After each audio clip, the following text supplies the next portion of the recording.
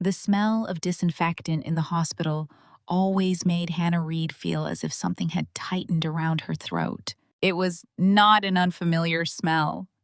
For years, working as a patient care assistant, she had grown used to the scent of overwashed sheets, the squeak of medication carts rolling down polished corridors, the steady beeping of heart monitors in rooms where people learned either to wait for good news or prepare themselves for the worst. But ever since her mother had been admitted to the seventh floor of St. Agnes Hospital, none of it felt like work anymore. It was her life now, her fear, her reality. It was the stack of bills she folded and hid at the bottom of her purse every time she entered her mother's room, as if hiding the paper could make the numbers printed on it disappear. Linda Reed lay propped against a thin hospital pillow, her body smaller than Hannah remembered it being just one summer ago.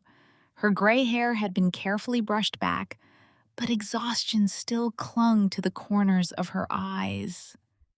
Pale Boston sunlight spilled through the window and touched the blanket covering her, softening the room a little, though not enough to hide the truth. Linda's time was being measured in treatments, test results, and money Hannah did not have. The doctor had left 10 minutes earlier. He had spoken gently, carefully, as though saying the words slowly might make them less cruel. The next surgery was her best chance. But it would be expensive. Insurance would only cover part of it. The rest needed to be arranged soon. Hannah kept hearing that last word, soon, as if desperation had a deadline. Her family consisted of two people, one lying in a hospital bed and the other standing beside it with an almost empty bank account. Linda turned her head and looked at her daughter. "You're thinking about money again," Hannah startled, then forced a smile. "No, I was thinking about whether you want chicken soup or mashed potatoes tonight. I'm not so sick that I can't tell when my daughter is lying." Linda's voice was weak, but her eyes were still sharp. "Hannah, look at me." Hannah sat down beside the bed and took her mother's hand. Linda's fingers were cold, thin, and fragile. Hannah was afraid to hold them too tightly. Linda said, "I don't want you selling anything else." Hannah tried to laugh. "I don't have anything left to sell. That's exactly what scares me." Tears shone in Linda's eyes. "You sold your car. You work 2 shifts a day. You barely sleep. You've given up everything just to pay for my medication. I'm your mother, Hannah. I can't lie here and watch you bury your life because of me." Hannah lowered her eyes. On the small table beside the bed, the hospital envelope rested under a plastic cup of water. Hannah had turned the page face down, but the number was still burned into her mind. It was bigger than everything she had, bigger than her savings, bigger than her loans, bigger than the kindness of the few friends who had already helped her as much as they could. "You're going to get better," Hannah said. "I'll find a way." Linda squeezed her hand. "Not every way is worth taking." Hannah did not answer. She was afraid that if she opened her mouth, every piece of borrowed courage she had been carrying for months would collapse. She was used to comforting patients, used to saying things would be okay. But when the person lying in the bed was her mother, comfort sounded less like truth and more like begging. Later that afternoon, when Linda finally fell asleep, Hannah stepped into the hallway and called 3 different places where she had tried to borrow money. 2 rejected her. The third offered an interest rate so obscene that she felt cold all the way down her spine. She stood beside a vending machine, staring at her dark phone screen. In the reflection of the glass, she saw a 30-year-old woman with bruised shadows under her eyes, her hair tied back in a careless knot, her coat wrinkled from the night shift she had worked before coming here. For a moment, she barely recognized herself. "Hannah?" She turned.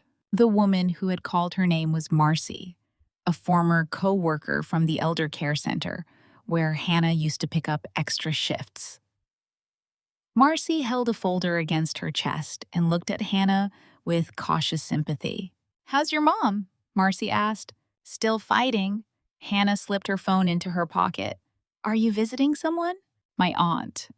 Marcy hesitated. "I heard you were trying to raise money for Linda's surgery."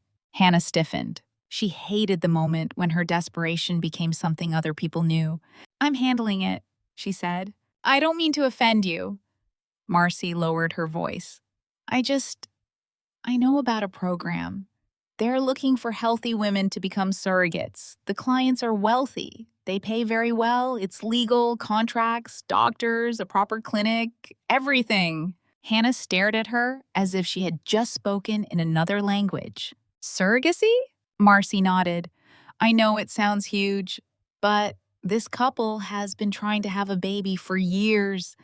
The coordinator said they're good people. They're not looking to exploit anyone. They're looking for someone to help them have a family." Hannah let out a small laugh, though nothing was funny. "I'm trying to save my mother, Marcy. I'm not looking to turn my body into a contract." "I know." Marcy placed a business card in her hand. "But the money could cover Linda's surgery, maybe even enough to help you pay off some debt."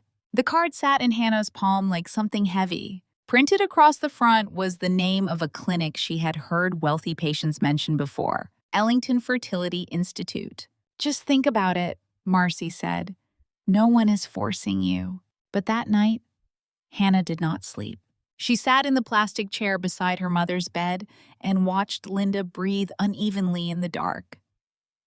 Her phone screen glowed in her hand as she opened and reopened the clinic's website.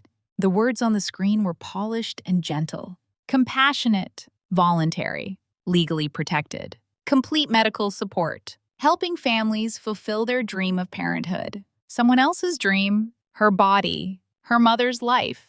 Near dawn, Hannah closed her eyes and asked herself a question she could not escape. If her body could save her mother, did she have the right to say no? 3 days later, Hannah walked into Ellington Fertility Institute. The building stood in a quiet, expensive part of the city, with shining glass doors and a lobby that smelled faintly of fresh flowers. It did not feel like a hospital. There were no groans of pain, no families crying in hallways, no nurses rushing past with emergency carts. It felt more like a luxury hotel than a medical clinic. The woman at the reception desk greeted Hannah by name, handed her a cup of herbal tea, and said Dr. Harris would meet with her shortly. Everything was so smooth, so soft, so polite that Hannah felt even more out of place in her old shoes and worn coat. The coordinator's name was Elaine. She was in her 40s with short blonde hair and a professional smile. She explained the process, the rights, the screenings, the medical support, the psychological evaluation, and the compensation. When Hannah saw the number written on the paper, she forgot to breathe. It was not only enough for Linda's surgery, it was enough to pay off the debts that had been choking her for months. "The couple would like to meet you," Elaine said. "Only if you feel ready, of course." Hannah did not know if she felt ready, but she nodded. Richard and Victoria Whitmore met her in a private consultation room overlooking a small garden. Hannah knew they were wealthy before they even introduced themselves. Not loud wealthy, not flashy, the kind of wealth that lived in restraint, in perfect posture, in watches that did not need to sparkle because everyone who mattered already knew their value. Richard wore a dark navy suit and a silver watch that probably cost more than 6 months of Hannah's rent. Victoria wore a cream-colored dress and a delicate strand of pearls. She was beautiful in a cold, fragile way, like a statue placed under just enough light to make people feel sorry for it. Victoria stood first and took Hannah's hand in both of hers. "Hannah," she said, her voice trembling, "thank you for coming. I know this is an enormous decision." Hannah shifted awkwardly. "I haven't decided yet." "Of course." Victoria gave her a sad smile. "I would never want you to feel pressured. I only wanted the chance to tell you that you could change our lives." Richard stepped beside his wife and placed a hand on her back. "Victoria has been through years of treatment," he said. "So many hopes, so many disappointments. There were times when we thought we should simply give up." Victoria lowered her head. A tear slipped down her cheek. "I know. I have no right to ask another woman to endure what I cannot," she whispered. "But I also know that if someone helped us, I would be grateful to her for the rest of my life. Hannah looked at her. There was something about the pain being presented so beautifully that made Hannah soften. She thought of Linda. She thought of herself standing in front of doors that would not open because she did not have enough money. Maybe rich people's desperation was still desperation. Maybe pain was still pain, even when it sat in a prettier room. I need to ask something, Hannah said. The embryo? It belongs to both of you, right? I would only be the surrogate? Victoria answered almost instantly. Of course, the baby is ours. Richard went still for half a second.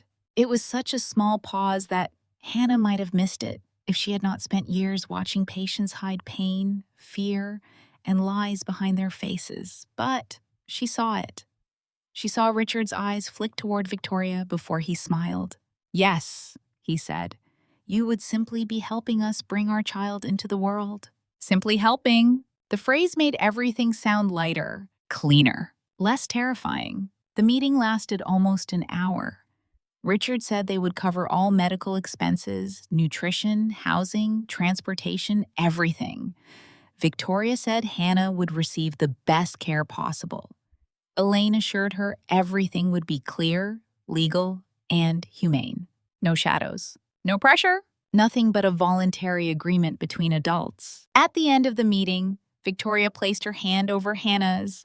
I know money is part of this arrangement, she said softly, but I hope you understand that, to me, you are not someone being hired. You are the woman giving me a chance to become a mother. The words went straight into Hannah's heart. She had been afraid she was selling a part of herself. Victoria made it sound like kindness, like sacrifice with meaning, like a way to save her mother and help another woman escape the grief of childlessness. 1 week later, Hannah signed the contract. The Whitmore family lawyer's office was on a high floor of a downtown building. Through the glass wall, Hannah could see rooftops, tiny moving cars, and the gray Boston sky stretching beyond the city. On the table in front of her sat a contract so thick that her head hurt before she had even reached the second page. The Whitmore's attorney, Grant Phelps, spoke in a low, polished voice. Ms. Reed, you have every right to read everything carefully. If any clause requires explanation, please ask.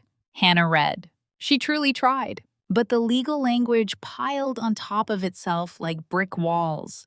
Custody, confidentiality, compensation, medical discretion, post-birth arrangements, liability. She was not stupid. But she did not have her own lawyer. She had considered hiring one, but the consultation fee alone could have paid for part of Linda's medication. So she focused on the things that mattered most. This says the embryo belongs to Mr. Richard Whitmore and Mrs. Victoria Whitmore, Hannah said, placing her finger on the line. Correct. Grant nodded. Correct. And I am only the gestational surrogate, not the biological mother. Exactly. The Whitmore family covers all medical expenses related to the pregnancy. Yes? Hannah turned several pages. Then she stopped. This clause says that if I discover inaccurate medical information, or if there is any change regarding the origin of the embryo, I have the right to request independent medical verification. Grant smiled. A standard protective clause. It protects both you and the Whitmore family. But I assure you, there will be no need for it. Victoria sat beside Richard across the table. She leaned forward and said gently, We want you to feel safe, Hannah. Hannah looked at the pen lying in front of her. One signature, just one signature, and her mother's surgery would no longer be impossible. She thought of Linda, of her mother's cold hand in hers, of her warning, not every way is worth taking. Then Hannah asked herself whether letting her mother die because she was afraid would be worth more. She signed. Black ink moved across the paper, turning her desperation into something legally binding. When they left the office, Victoria embraced her. Her perfume was light, expensive, and unfamiliar. You won't regret this, Victoria whispered. Hannah wanted to believe her, but when she told Linda, her mother did not smile. No, Linda said weakly but firmly. Hannah, no. Mom, I checked everything. There's a contract, doctors, a clinic. They're good people. Good people don't come to desperate girls with an amount of money they can't refuse. You don't understand. I understand too well. Linda struggled to sit up, and Hannah quickly helped her. You think you're choosing, but when a person is backed into a corner, any door that opens looks like freedom. I'm afraid this door doesn't lead out. Hannah's throat tightened. I can't lose you. Linda stared at her for a long moment. The anger in her eyes softened into grief. And what about you? If saving me cost you yourself, what then? Hannah bent down and hugged her mother. I'm still me. I'm just helping a family have a baby. And they're helping me save you. Linda said nothing after that. But when Hannah left the hospital that night, her mother's question followed her all the way home. If they're so rich, why do they need a girl like you? The process began faster than Hannah expected. There were blood tests, physical exams, psychological screenings, nutritional plans, injections, calendars, instructions. Dr. Samuel Harris oversaw everything. He was in his 50s, with gray hair and a calm voice. He always called her Hannah instead of Ms. Reed, which made things feel almost personal. Your body is responding very well, he told her after one appointment. You're healthy. That matters a great deal. Hannah lay on the exam bed staring at the white ceiling. I just want everything to happen exactly the way the contract says. Dr. Harris smiled.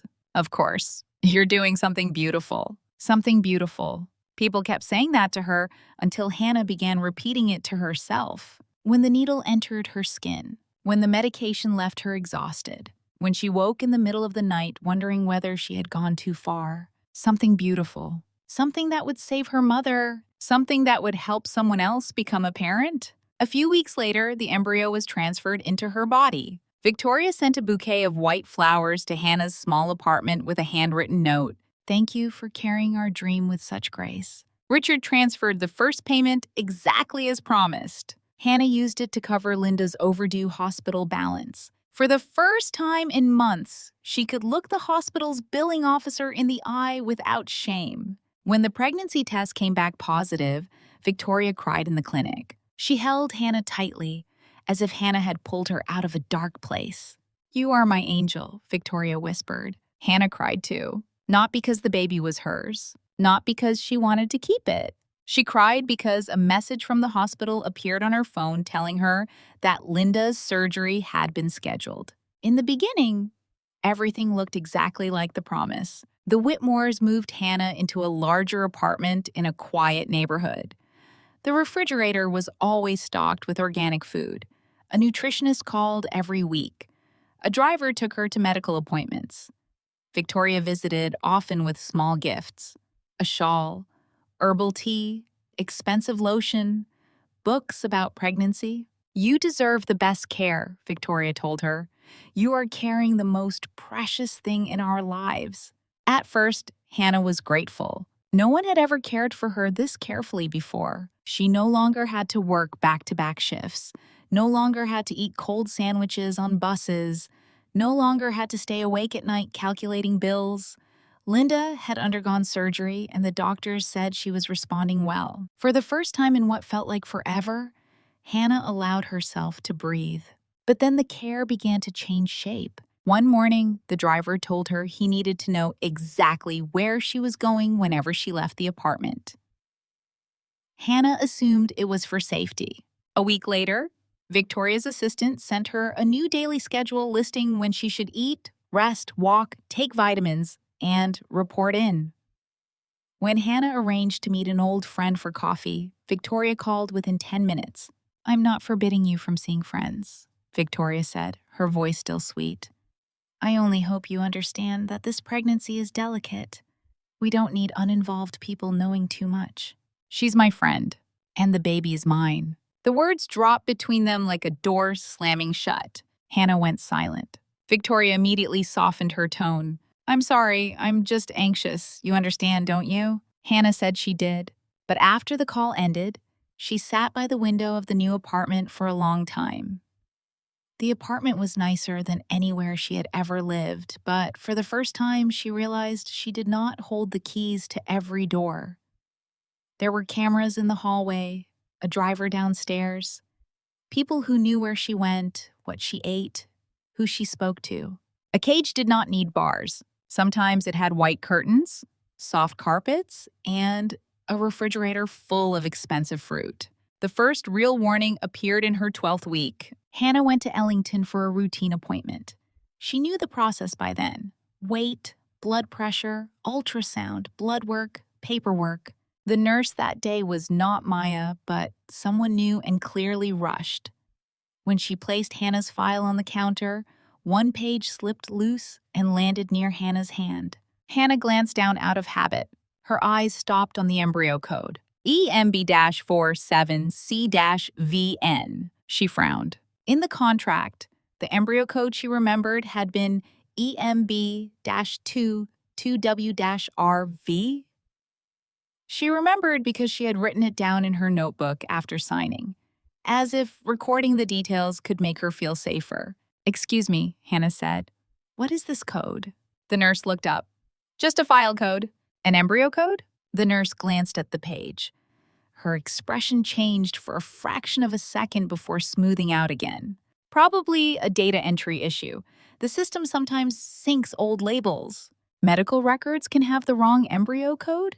I'll ask the doctor." She picked up the page and left so quickly that Hannah did not have time to ask anything else. Less than 2 minutes later, Dr. Harris entered the room with his familiar smile. "Hannah, I hear you had a question. I saw an embryo code that doesn't match the one in my contract." Dr. Harris did not look at the paper. Internal codes can be confusing for patients. They may refer to storage, transfer, processing, lab categories. Nothing to worry about. "I want to know that the embryo used is the one listed in the contract." His smile remained, but some warmth left his eyes. "You don't need to concern yourself with technical matters. Your job is to rest and keep the pregnancy healthy." The sentence chilled her. "Your job," as if her body were rented space, as if her mind had no right to enter the rest of the agreement. She did not argue. She had worked in healthcare long enough to know the difference between a doctor reassuring a patient and a doctor closing a door. When the nurse returned to draw blood, Hannah saw the page placed face down under another file. She pretended to adjust her purse, opened the camera on her phone, and snapped a quick photo. Her heart was pounding so hard she was afraid the nurse could hear it. That night, Hannah opened her small notebook. At first, she had only used it to record medication times, symptoms, and questions for appointments. Now she began a new page. Week 12. Ellington Clinic. Code seen on file. EMB-47C-VN. Does not match contract code. EMB-22W-RV. Nurse nervous. Dr. Harris said I don't need to concern myself with technical matters. She stared at the words for a long time. Then she opened her old email and found the draft contract Elaine had sent before the signing. It was not fully executed and had no signatures, but it contained several clauses. She saved it into a private folder and locked it with a password. Then she photographed every document she had and uploaded copies to an account no one else knew about. Hannah did not yet know what she was fighting. Maybe it really was a system error. Maybe she was too sensitive because of the pressure. Maybe her suspicion was unfair to people who had helped her save her mother. But a small voice inside her would not go quiet. If nothing is wrong, why do they want me to stop asking? 2 days later, Hannah called the Whitmore lawyer's office and requested a copy of the signed contract. She said she wanted one for her personal records. Grant Phelps answered quickly, polite as always. "Of course, Ms. Reed. I'll send the scanned version by the end of the day." The email arrived at 5:17 p.m. Hannah sat at the kitchen table with a glass of water and a plate of fruit Victoria had sent. She opened the PDF and scrolled page by page. At first, everything appeared normal. Her name, Richard and Victoria's names, the medical expense clause, the compensation clause, the post-birth custody clause. Then she reached the section she remembered clearly, the clause that allowed her to request independent medical verification if she discovered inaccurate information. It was gone. Hannah straightened in her chair. She scrolled up, then down, then up again. Maybe it had been moved. Maybe she remembered the section number wrong. She searched for keywords: verification, embryo origin, medical discrepancy, right to request. Nothing. Instead, near the end of the contract, there was a confidentiality clause far longer than anything she remembered.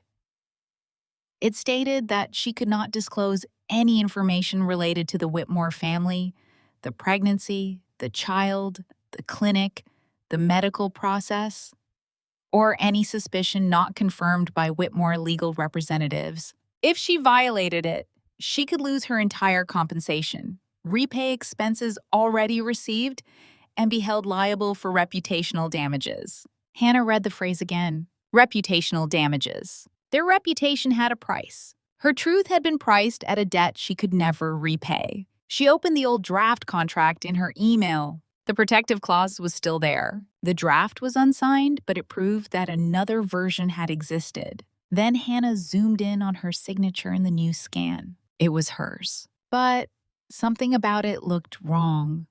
Too sharp compared to the rest of the document.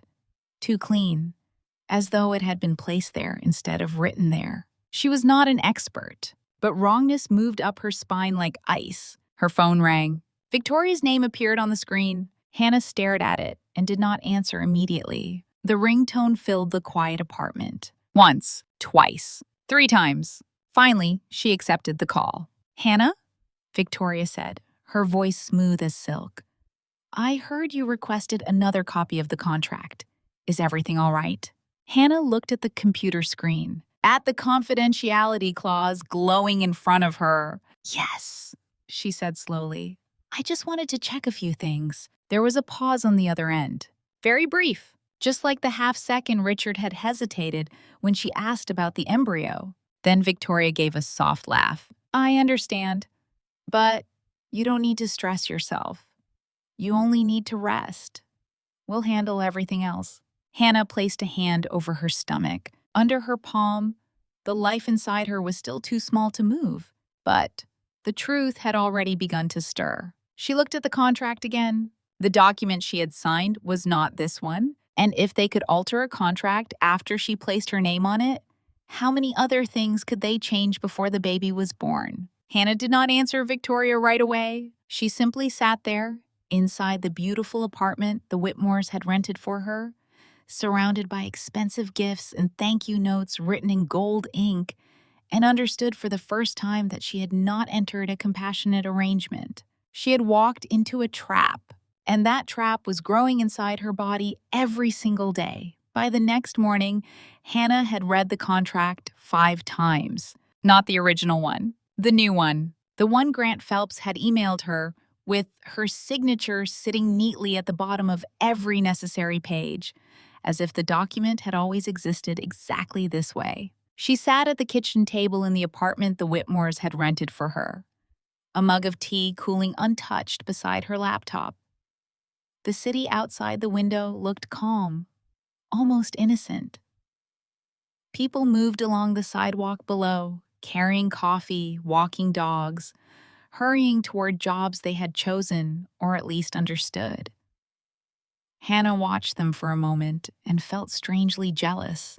They belonged to their own lives. She was beginning to feel as if she no longer belonged to hers. On the screen, the confidentiality clause stared back at her. She could not disclose information about the Whitmore family. She could not disclose information about the pregnancy. She could not disclose information about the child. She could not disclose suspicions not confirmed by Whitmore legal representatives. The wording was so broad it felt less like a contract and more like a hand around her throat.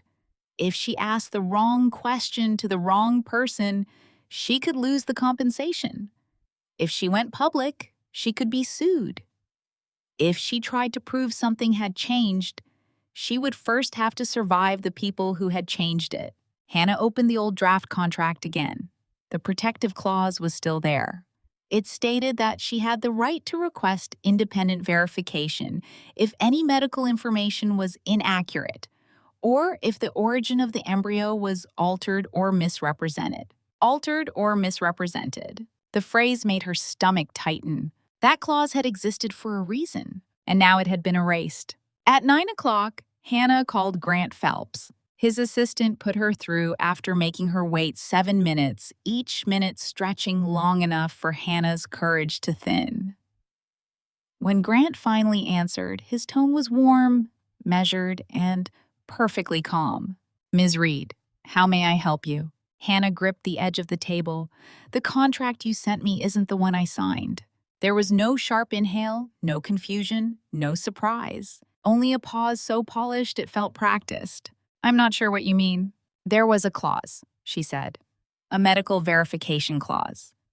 It said I had the right to request independent verification if there was a discrepancy about the embryo. I remember asking about it. You told me it was standard." "Yes," Grant said slowly. "I recall discussing medical protections. Those protections remain in the contract." "No, they don't. Not the way they were written." "Ms. Reed, legal documents often feel different when read without counsel present. You may be remembering language from an earlier draft." "I signed the version with that clause." "You signed the version I sent you." His voice did not rise. That was what frightened her most. He sounded like a man closing a drawer. Hannah swallowed. "Then why does the draft I have show something different?" Another pause. "This one colder. Drafts are not binding. Signed agreements are. I would strongly advise you not to confuse preliminary language with enforceable terms." "I'm not confused. I hope not," Grant replied gently, "because confusion can lead to poor decisions. And poor decisions in a matter like this can carry serious consequences." Hannah's hand tightened around the phone. "Are you threatening me?" "Not at all. I am reminding you of your obligations. The Whitmore family has been generous. They have provided housing, medical care, transportation, and financial support. They have also made arrangements that benefit your mother's treatment, if I understand correctly." The blood drained from Hannah's face. He had not needed to mention Linda. He had done it anyway. Grant continued, his voice smooth enough to pass for kindness. "No one wants conflict, Ms. Reed. You are in a delicate stage of pregnancy. Stress is not good for you or the child. My advice is simple. Rest, follow the medical instructions, and allow the professionals to handle everything else." Everything else? It was the same phrase Victoria had used. "The same wall in different clothing." Hannah said, "I want a copy of every document I signed in person." "You already have the executed agreement." "I want the originals." "That request will have to be reviewed." "By whom?"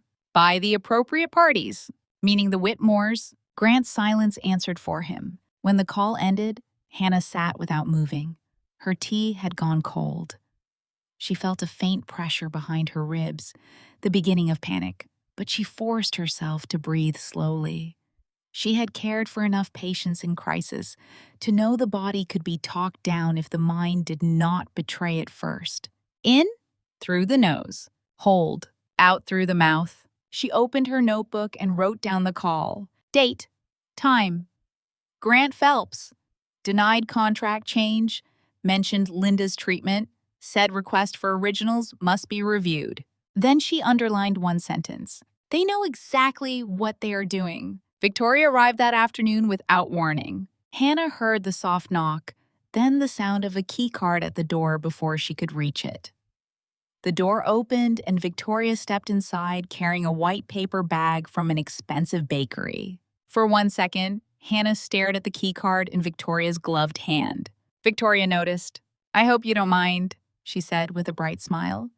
"The building gave us emergency access for safety reasons." Emergency access. To Hannah's home. "I would have opened the door," Hannah said. "I know." Victoria set the bag on the counter.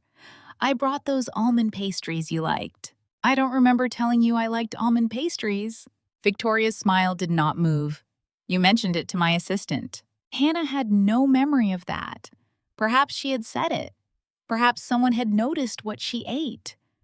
The thought made her skin crawl. Victoria looked around the apartment as if inspecting a room in her own house. She adjusted a vase of flowers on the table, then turned toward Hannah. "Grant told me you had concerns. I asked for the contract I signed, and he sent it." "No," Hannah said. "He sent a contract with my signature on it. That's not the same thing." For the first time, Victoria's face changed. The softness left. It did not happen dramatically. There was no shouting, no sneer. The warm, wounded woman Hannah had met at the clinic simply vanished, and someone colder stepped forward behind her eyes. "Hannah," Victoria said, "you need to be very careful." "With what?" "With the stories you tell yourself." Hannah felt her pulse in her throat. "I'm not telling myself stories. I remember what I signed." Memory's unreliable, especially under stress, especially for someone in your position. "My position?" Victoria walked closer. Her heels made no sound on the rug. "You are being cared for, housed, protected, paid very well. Your mother is receiving treatment she would not otherwise have received. I would hate for anxiety to make you forget how much has been done for you." Hannah stared at her. There it was again. Linda. Not as a person, as leverage. "I'm grateful," Hannah said slowly. "But gratitude doesn't mean I stop asking questions." Victoria's eyes hardened. "Do not confuse our gratitude with permission to interfere." The word struck Hannah harder than if Victoria had slapped her. For weeks, Victoria had called her an angel, a blessing, the woman carrying their miracle. But now Hannah saw the boundary clearly. She was cherished only as long as she remained useful and silent. Victoria took a breath, and when she spoke again, the sweetness had returned. "Pregnancy can make emotions feel larger than they are. I forgive that. But you must understand something. This child has already been loved, planned for, and protected by my family long before you entered the picture." Hannah's hand moved instinctively toward her stomach. Victoria noticed. Her gaze followed the movement, and something possessive flashed across her face. "The baby is mine," she said, quietly, completely, as if stating a fact no one in the room had the right to question. Then she picked up her purse. "Eat something," she said, nodding toward the bakery bag. "You look pale." After Victoria left, Hannah locked the door. Then she checked the lock twice more. That evening, Richard called. Unlike Victoria, he did not sound angry. He sounded concerned, almost gentle. "Hannah, Victoria told me she stopped by." "She did." "I'm sorry if she came across as intense. This has been very hard for her." Hannah stood by the window, looking down at the black car parked near the curb. The driver was inside, waiting, even though she had nowhere to go. "She has a strange way of showing gratitude." Richard sighed softly. "Victoria's afraid. When you've wanted a child for as long as she has, fear becomes part of love." "Is that what this is?" "What else would it be?" Hannah closed her eyes. "I saw a different embryo code in my medical file." Silence. Not long, but long enough. Then Richard said, "Medical coding is complicated. I wouldn't let that worry you." "That's what Dr. Harris said." "Because he's right. I want independent verification." "Hannah." Her name in his mouth sounded patient, disappointed, almost intimate. "You are carrying a child. Stressing yourself with technicalities is dangerous. You don't want anything to happen to the baby, do you?" The question made her feel cornered. "Of course not." "Then let us protect you." "Protect me from what?" Another pause. From the phone, she heard a faint clink, like ice in a glass. "From people who might use you," Richard said. Hannah almost laughed. "People like who?" "There are always people who resent families like mine, people who see wealth and assume cruelty, people who might put ideas in your head." "I didn't need anyone to put ideas in my head. I can read." "I know you can." His voice softened. "You're smart. That's why we chose you." The sentence landed strangely. "You chose me because I was smart and compassionate and strong." Victoria felt that immediately. Victoria felt I was desperate. She had not meant to say it. But once the words were out, she did not regret them. Richard was quiet for several seconds. When he spoke again, the softness had thinned. "We all come to important decisions through need, Hannah. There is no shame in that. Unless someone uses that need against you. I hope you don't truly believe that's what we're doing." Hannah did not answer. Richard exhaled slowly. "The baby is healthy. Your mother's surgery was successful. You are safe. Try to focus on that." He paused, then added, almost to himself, "This child is going to save my entire family." Hannah went still. Not make us happy. Not complete our family. Save my entire family. What does that mean? She asked. But Richard seemed to realize what he had said. It means Victoria and I have been through a great deal. This baby gives us hope. No, you said save. Good night, Hannah. The call ended. Hannah stood in the dark apartment with the phone still pressed to her ear. Save my entire family. The next morning, she began searching. At first, she told herself she was only curious. Then she told herself curiosity was safer than fear. She sat at the kitchen table and typed Richard Whitmore into her laptop. Hundreds of results appeared. Whitmore Holdings, real estate, private equity, philanthropy, hospital donations, political fundraisers. Photographs of Richard standing beside governors, CEOs, museum boards, charity chairs. Then Hannah searched Edward Whitmore, Richard's father. The results painted a picture of a man older, colder, and more powerful than his son. Edward Whitmore had built the family business from inherited money and ruthless expansion. He was rarely photographed now. Several articles mentioned declining health. One business journal hinted at succession concerns inside Whitmore Holdings. Hannah clicked through article after article until she found one from 6 months earlier. Whitmore Family Trust faces potential restructuring amid questions of succession. She read every word. Most of the article was financial language she had to slow down to understand. But one paragraph stood out. According to individuals familiar with the matter, control provisions within the Whitmore Family Trust may be affected by direct lineage and succession requirements. Richard Whitmore, current executive chairman, is widely expected to retain operational control, though some insiders suggest the absence of a recognized heir has complicated long-term voting arrangements. Hannah read the paragraph again. A recognized heir. Her hand moved to her stomach. The baby was not only wanted, the baby was needed. Not for love, for control. She thought of Richard's words. This child is going to save my entire family. A cold understanding spread through her. If Richard needed a legal heir to keep control of the company, then the baby she carried was not just a miracle. It was a key, a signature, a weapon wrapped in soft blankets. That afternoon at the clinic, Hannah watched everyone more closely. Dr. Harris avoided her eyes when she asked for copies of her latest lab results. The receptionist said all document requests had to go through the Whitmore legal office. A nurse Hannah had not seen before stayed in the room during the ultrasound, though there was no medical need for her to be there. When the image of this baby appeared on the screen, small and curled and alive, Hannah felt something twist inside her. She had tried to keep distance. She had told herself over and over, "This is not your child." But the baby moved. A tiny flicker on the monitor, life answering life. For one fragile second, all the contracts and threats and suspicions fell away, and Hannah felt only awe. Then Victoria's voice cut through the room. "There you are," she whispered, standing beside the screen. "My beautiful baby." My baby, not ours, not Richard's and mine. Mine? Hannah looked at Victoria's face.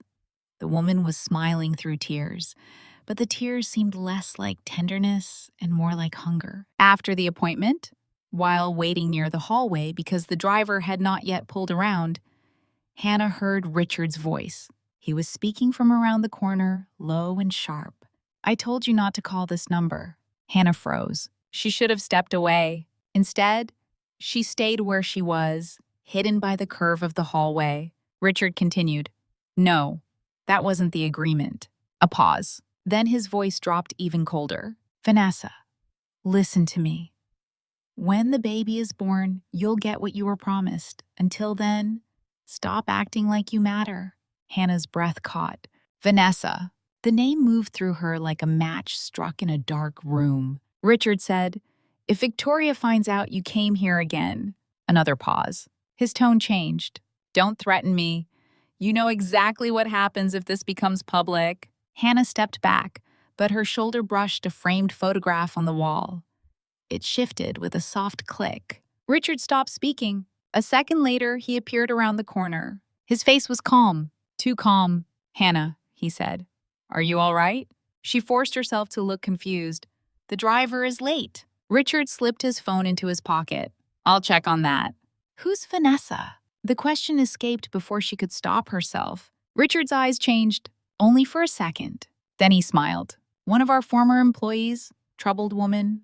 Unfortunately, wealth attracts people who think they are owed things. She knows about the baby? His smile became thinner. She knows enough to be dangerous to herself, not to us. Hannah felt every muscle in her body tighten. Richard stepped closer. Hannah, there are people who would love to exploit your situation. Please don't let them. Exploit my situation, she repeated softly. Yes, he touched her shoulder. It was meant to comfort. It felt like a warning. Go home, he said. Rest. That night, Hannah wrote the name Vanessa in her notebook and circled it 3 times. The next time Victoria visited, Hannah waited until the woman had settled into the armchair across from her before asking, Do you know someone named Vanessa? Victoria had been stirring honey into her tea. The spoon stopped moving, only for a second. Then it continued. Why do you ask? I heard Richard mention her at the clinic. Victoria lifted the cup and took a slow sip. Richard mentions many people. He runs a large company. He said she would get what she was promised when the baby was born. The cup lowered. This time, Victoria did not bother to smile. Eavesdropping is unattractive, Hannah. I wasn't trying to. And yet here we are. Hannah held her gaze. Who is she? Victoria leaned back. The room seemed to cool around her. You are being paid to carry a pregnancy, she said, not to investigate my marriage. Hannah felt the words strike their target. So Vanessa was not business. Vanessa was marriage. I deserve to know if something about the baby is being hidden from me. Victoria's laugh was soft and humorless. You deserve excellent medical care. You deserve the compensation we agreed to. You deserve the gratitude I have generously shown you, but do not mistake proximity for importance. Hannah's face heated. Victoria set her cup down. I have been kind to you because I believe kindness is useful. But if you continue digging into matters that do not concern you, you will discover that I can be useful in other ways too. Is that a threat? Victoria smiled. At last, a small, sharp smile. It is advice. When Victoria left, Hannah locked the door again. Then she took out her notebook, opened to the page where she had written Vanessa's name, and added, Victoria knows. The warning came 3 days later. Hannah had just finished another appointment at Ellington. It had been brief, cold, and strange. Dr. Harris told her the baby looked healthy, but avoided answering when she asked for a full copy of the ultrasound report. The receptionist said all files would be compiled at a later date. The driver texted that he was delayed, so Hannah waited near the side exit instead of the main lobby where Victoria's assistant sometimes appeared without warning. That was when Maya Brooks approached her. Maya was the one nurse at Ellington whose face Hannah trusted. She was young, maybe 26, with tired eyes and a gentle way of speaking to patients when doctors were not listening. She had drawn Hannah's blood twice and once quietly brought her crackers when morning sickness hit during an appointment. Now Maya looked terrified. Hannah, she whispered, don't react. Just listen. Hannah's body went rigid. Maya stood beside her as if checking something on a clipboard. You need to keep copies of everything. I am. Not just contracts. Everything. Appointment cards, lab slips, emails, screenshots. If someone says something important, write it down right away. Hannah lowered her voice. What is going on? Maya swallowed. I can't get involved. You already are. Maya's eyes flicked toward the hallway. VIP clients get special handling here. Sometimes files are corrected. Sometimes things disappear. I used to tell myself it was administrative. But your file... She stopped. My file what? Maya pressed a folded piece of paper into Hannah's hand. Don't open it here, Maya. The nurse's voice shook. The embryo code you saw wasn't a mistake. Hannah's heart slammed against her ribs. Before she could speak, Maya stepped back. Please, don't say my name to anyone. I need this job. My brother's in school. My mother depends on me. I can't. She stopped again, fighting panic. Then she whispered, if they tell you the paper contract is all that matters, Don't believe them. There are backups. There are always backups. Footsteps sounded from the hallway. Maya immediately straightened and walked away. A moment later, Dr. Harris appeared at the far end of the corridor. "Hannah," he called, "your driver is at the front entrance." She closed her fist around the folded paper and forced herself to smile. "Thank you." She did not open it until she was locked inside the bathroom of her apartment. The paper contained only one line: actual transfer code, EMB-47C-VN. Below it, in hurried handwriting, "Not RV, check origin." Hannah sat on the edge of the bathtub until her legs stopped feeling steady. VN. Vanessa? Her mind made the connection before she wanted it to. EMB-47C-VN. The name Richard had whispered like a threat. The name Victoria had treated like a stain. The letters at the end of the embryo code. Not RV. Richard and Victoria. VN. Vanessa. Hannah covered her mouth with one hand. The apartment around her was silent. Too silent. She suddenly imagined cameras hidden in smoke detectors, listening devices and flower arrangements, people reading her messages from somewhere she could not see. She knew it sounded paranoid, but paranoia was what powerless people were called when powerful people wanted them quiet. That night, Hannah did not sleep. The baby moved for the first time just before dawn. At first, she thought it was a muscle twitch. A small flutter low in her abdomen, delicate as a secret. She froze, one hand hovering over her stomach. Then it happened again. A tiny movement from within. Hannah's breath broke. "Oh," she whispered. The sound came out like a sob. She sat in the dim bedroom, hand pressed to her belly, and felt the baby shift beneath her palm. It was not dramatic. Not like in movies, it was barely anything. But to Hannah, it felt like the world had tilted. For weeks, she had told herself not to attach. This baby was not hers. This baby had a nursery, waiting in a mansion, a mother waiting in pearls, a father waiting with lawyers, a last name heavy enough to open doors Hannah would never be allowed to touch. But none of those people were here at 4 a.m. Only Hannah, only her body. Only the small living presence turning quietly beneath her ribs. "Hi," she whispered. Then she cried because she knew she should not have said it. From that morning on, the pregnancy became harder to separate from feeling. She still did not think of the baby as hers. Not exactly. But she worried. She wondered whether Victoria would hold the child with love or possession. Whether Richard would see a son or daughter or only a solution to a family problem. Whether Vanessa, whoever she was connected by blood, grief, or something more dangerous. Sometimes Hannah spoke to the baby when the apartment was quiet. She told it about Linda, about the little house where she had grown up, about how her mother used to sing while making pancakes on Sundays. She never called herself its mother. She was careful about that. But she could not stop herself from being kind to the life inside her. Kindness, at least, had not been written out of the contract. A week later, Hannah went to visit Linda. Victoria had discouraged the trip. "You're tired," she had said. "I can arrange a video call. I want to see my mother. The hospital has germs." "It is a hospital, Victoria. I know what hospitals have." There had been a silence. Then Victoria said, "Fine, the driver will take you." At St. Agnes, Linda looked better than before the surgery, but not well. Her color had improved. Her voice was stronger. Still, her body seemed breakable beneath the blanket. The moment Hannah entered, Linda's eyes narrowed. "What's wrong?" Hannah tried to smile. "You always ask that."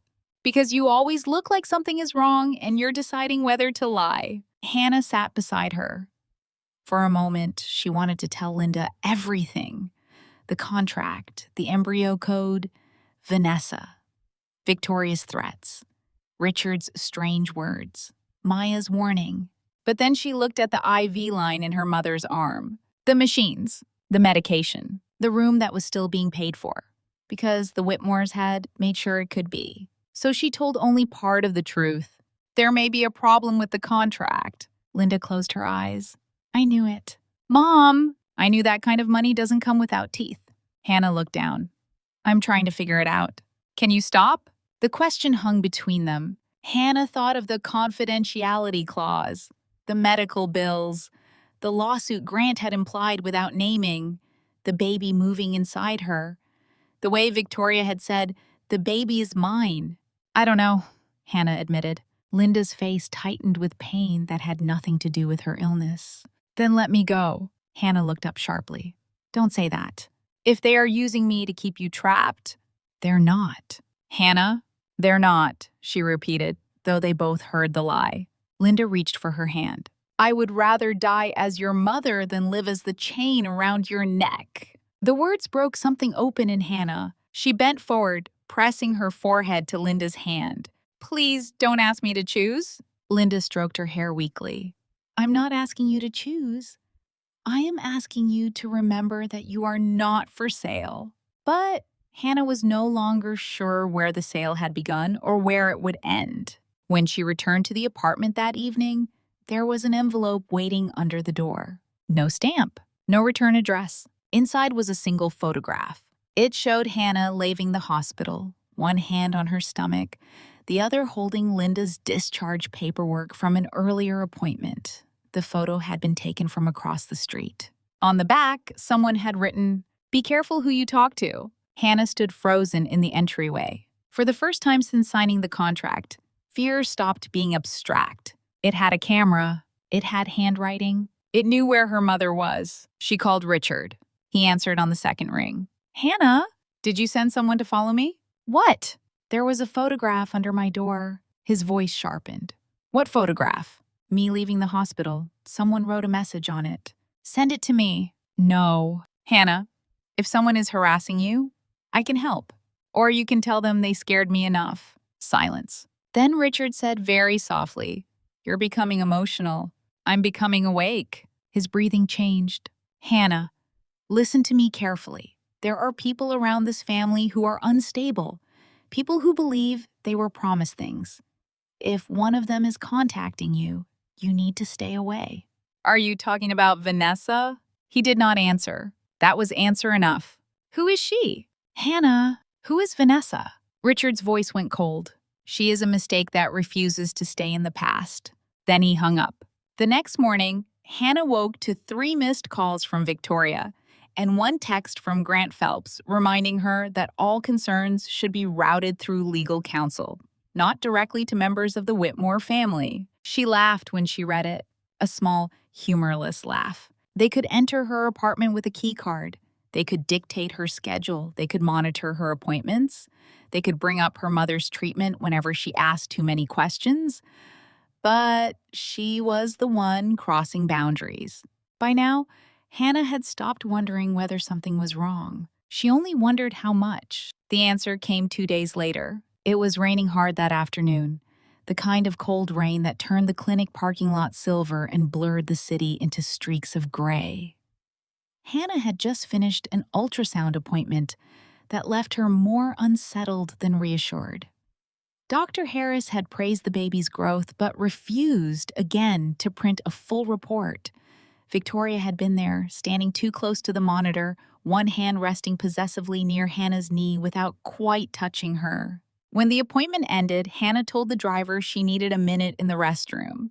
Instead, she slipped out through the side exit. She did not know what she was looking for. Air, maybe. A moment not watched by Whitmore eyes. The rain hit her face as soon as she stepped outside. She pulled her coat tighter around her body and moved toward the covered edge of the parking lot. That was when she saw the woman. She stood beside a dark sedan near the far row of cars, without an umbrella, her hair damp against her cheeks. She was in her early 30s, perhaps, with sharp features and eyes that looked as if they had not slept in days. She was beautiful, but not in Victoria's controlled, polished way. Her beauty was restless, fractured, burning at the edges, and she was staring at Hannah's stomach, not with curiosity, not with kindness, with pain and fury. Hannah stopped walking. The woman took 1 step toward her. "You're Hannah Reed," she said. Hannah's throat tightened. "Who are you?" The woman's gaze dropped again to Hannah's belly. For a moment, her expression twisted. as if she were looking at something stolen from her and hidden in plain sight. Then she looked Hannah in the eye. "Do you even know whose child you're carrying?"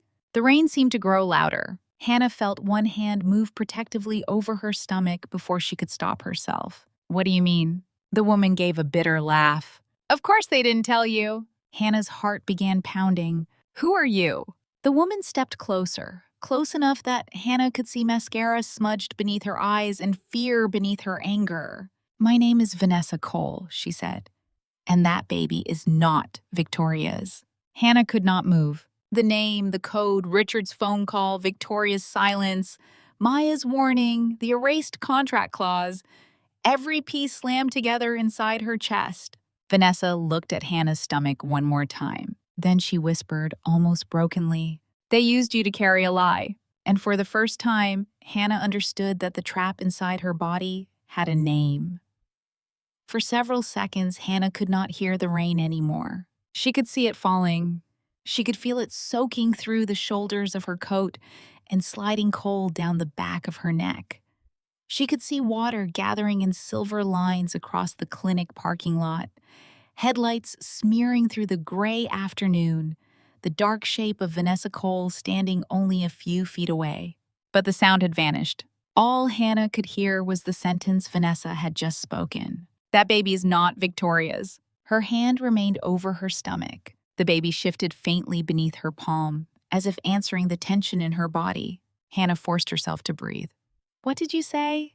Vanessa's mouth twisted. Not quite a smile, not quite pain. "You heard me. You need to explain." "I'm trying to." "No," Hannah said, stepping closer despite the rain. "You don't get to appear out of nowhere, say something like that, and then act like I'm supposed to understand. Who are you?" Vanessa looked toward the clinic doors, then back at Hannah. Her eyes were sharp, restless, terrified beneath the anger. "I was Richard's assistant," she said. "Then I was more than that." Hannah's stomach dropped. "How much more?" Vanessa laughed bitterly. "Enough that Victoria wanted me erased." The rain beat harder against the pavement. Hannah remembered Richard's voice around the corner of the clinic hallway. "Vanessa, don't call this number. When the baby is born, you'll get what you were promised." She remembered Victoria's spoon pausing in her tea. "You are being paid to carry a pregnancy, not to investigate my marriage." Hannah felt the world around her shift into a shape she did not want to see. "You had an affair with Richard." Vanessa did not deny it. For the first time, her fury faltered. Shame moved across her face, quick but real. "I believed him," Vanessa said. "I know how that sounds. I know women like me are supposed to be smarter than that.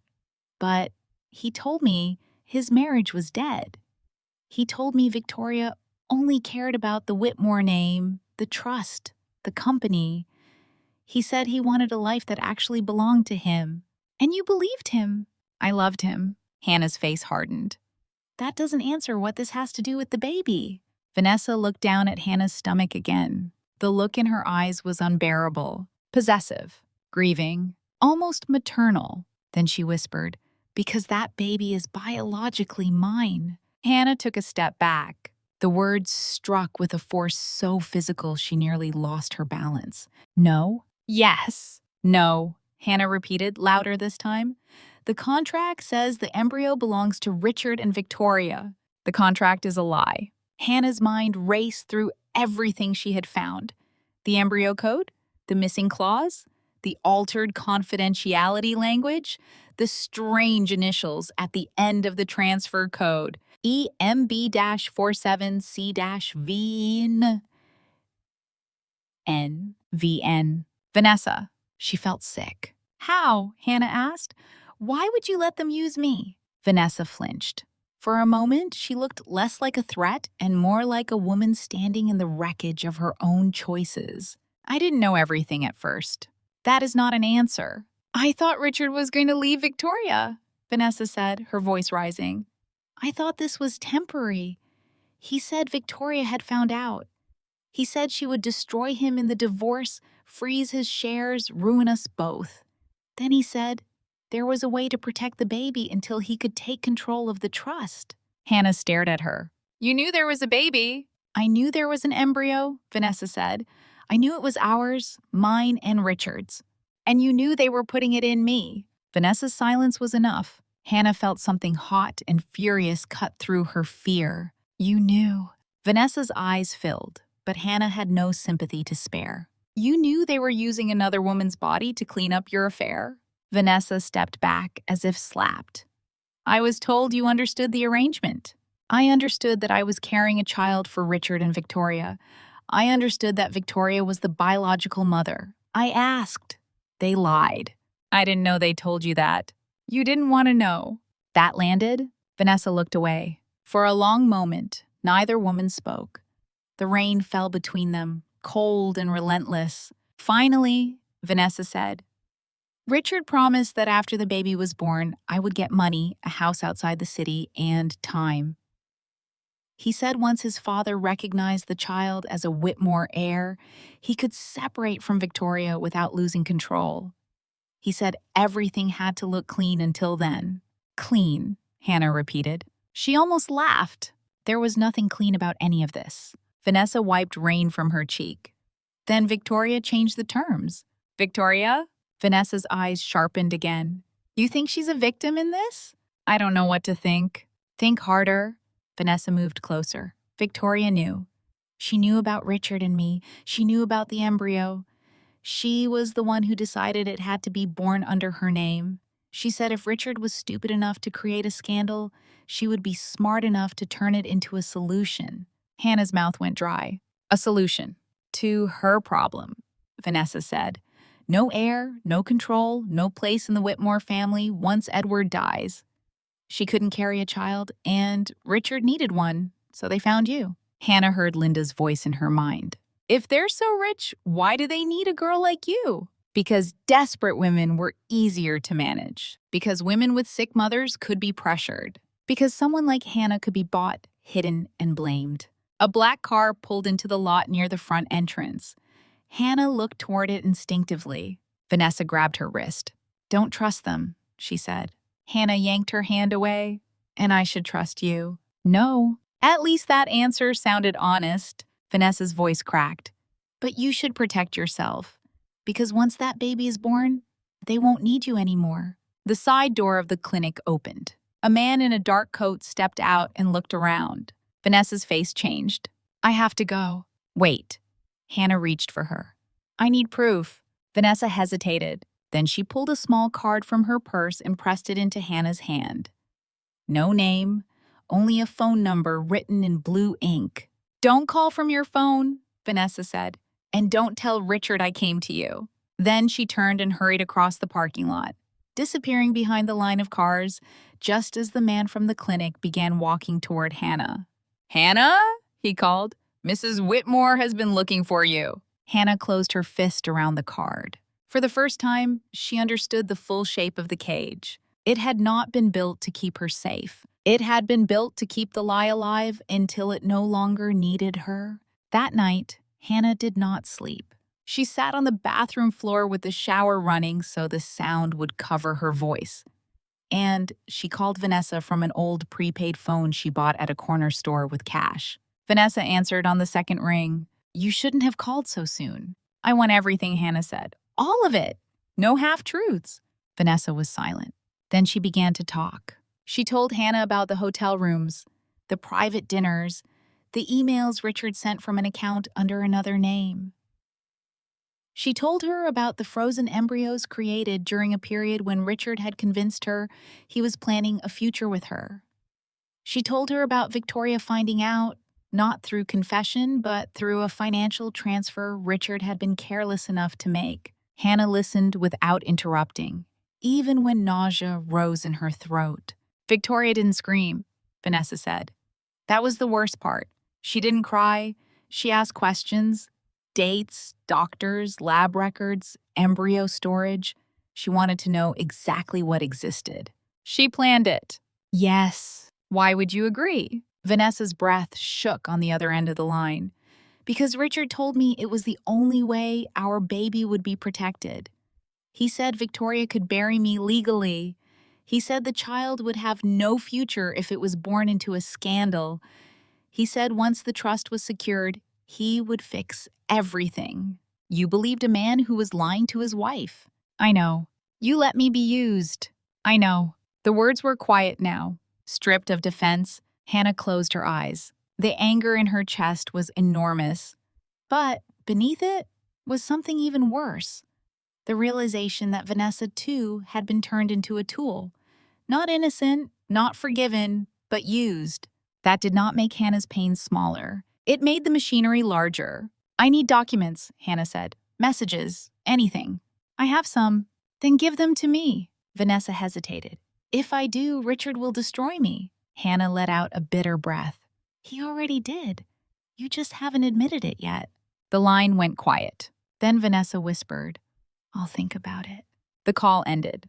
The next morning, Hannah requested an urgent appointment with Dr. Harris. He made her wait 40 minutes in an examination room that smelled faintly of latex and lavender. When he finally entered, he did not bring a nurse with him.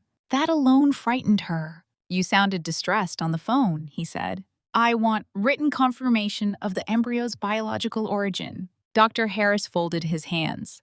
That information is contained in the legal agreement. The legal agreement was altered. His expression did not change, but his shoulders stiffened. That is a serious accusation. So is implanting an embryo under false information? Hannah, no. She sat straighter on the exam table. Do not use my first name like that. I am asking for medical verification. I have the right to know what was put inside my body. Dr. Harris glanced toward the closed door. The embryo transfer was performed according to the documentation provided. Provided by whom? The intended parents and their legal representatives. Meaning the Whitmores? He did not answer. Hannah felt her fear harden into something sharper. Is Victoria Whitmore the biological mother of this baby? Dr. Harris looked away. It was only for a second. But the answer was there. Hannah stood. I want my full medical file. That request must go through proper channels. Everything goes through proper channels until the proper channels belong to the people lying. For the first time, Dr. Harris looked angry. You need to be careful. You are in a vulnerable medical condition. I'm not vulnerable because I'm pregnant.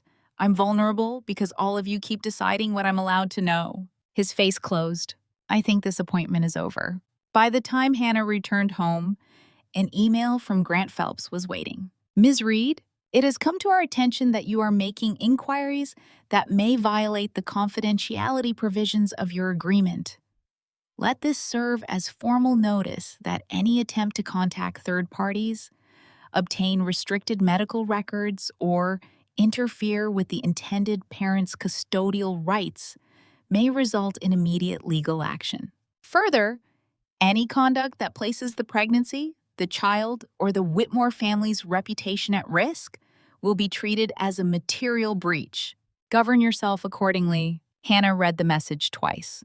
Then a second email arrived. This one was from the billing office at St. Agnes Hospital. It stated that the private funding arrangement attached to Linda Reed's post-surgical treatment had been placed under administrative review. Hannah's hands went numb. She called the hospital immediately. The billing coordinator sounded apologetic but careful. The supplemental account covering Linda's extended care had not been canceled exactly, but it had been flagged. If the issue was not resolved, certain services might need to be reevaluated. Reevaluated. That was the word institutions used when they wanted cruelty to sound like paperwork. Hannah hung up and called Victoria. This time, Victoria answered.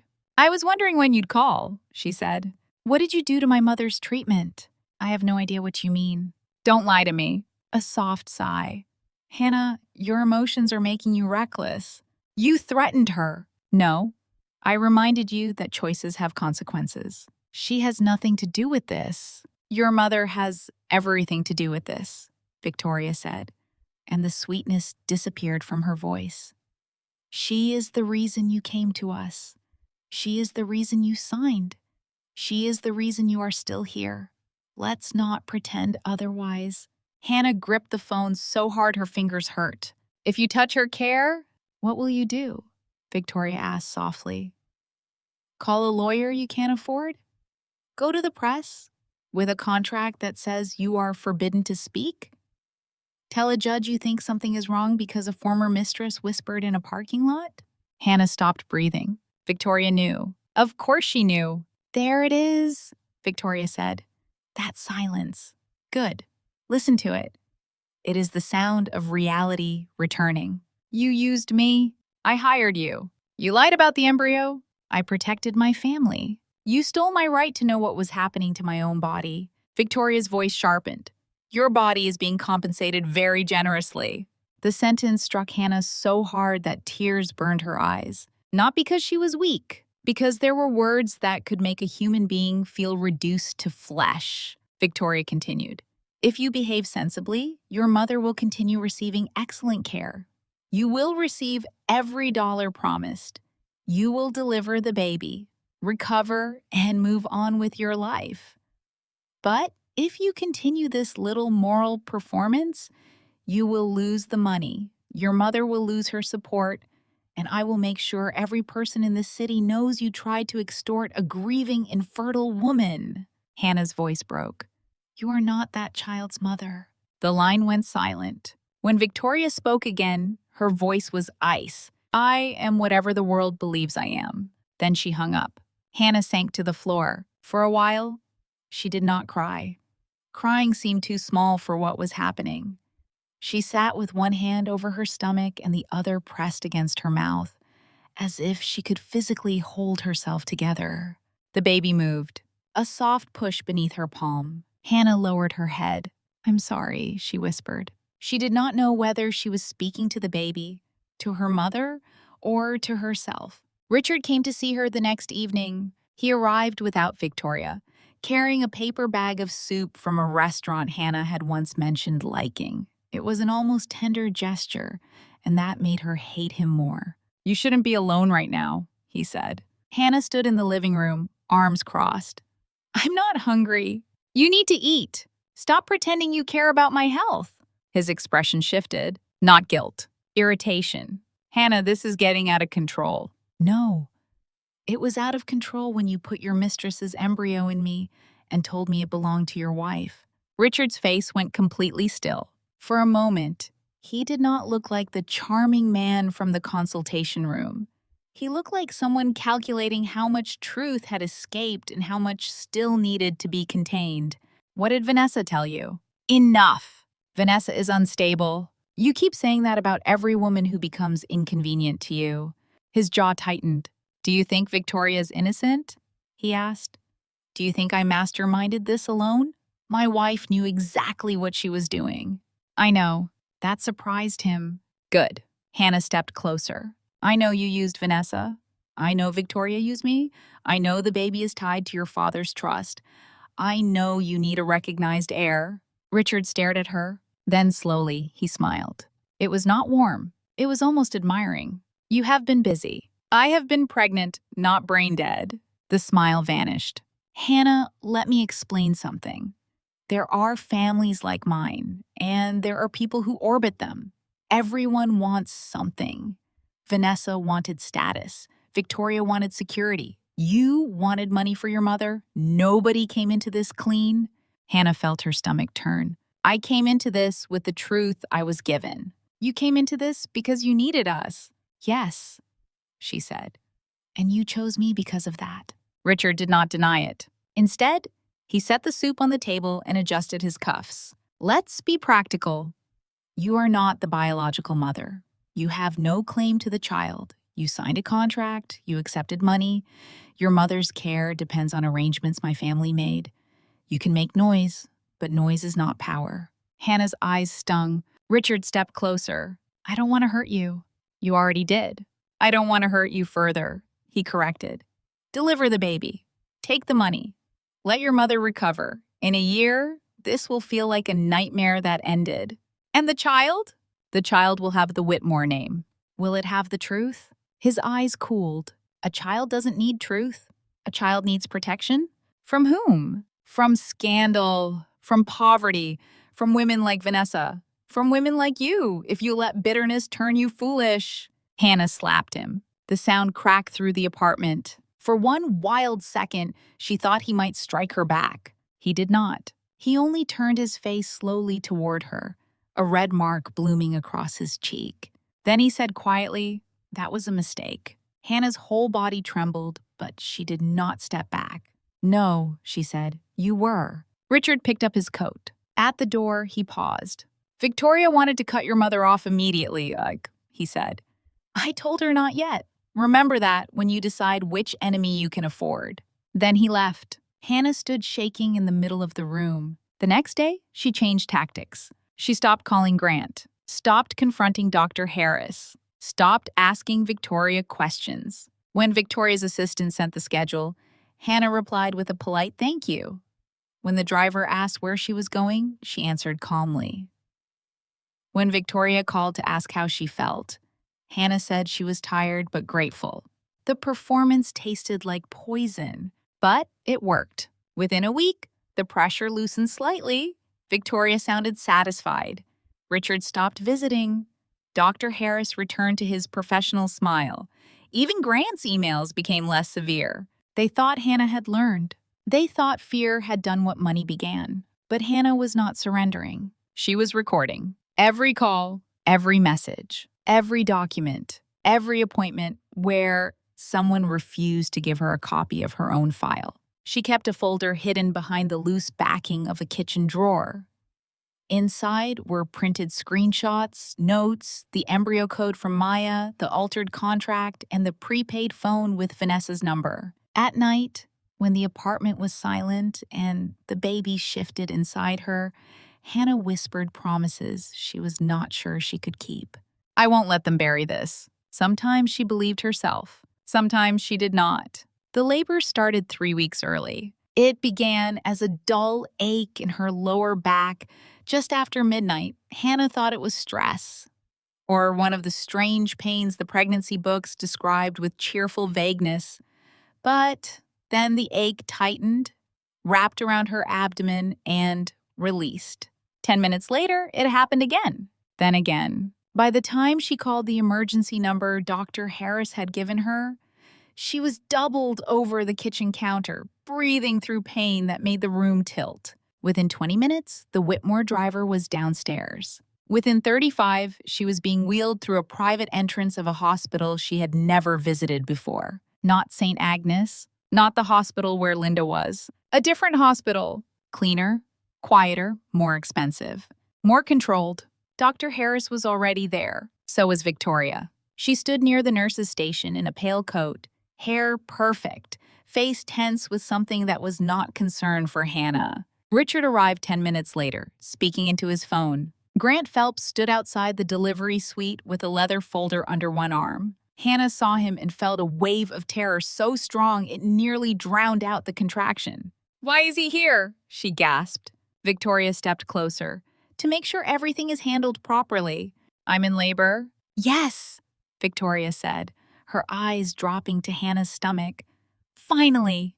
The word chilled her. Finally! As if Hannah's pain were only the door opening to Victoria's prize. The next hours blurred into agony. Contractions came hard and close together. Nurses moved around her.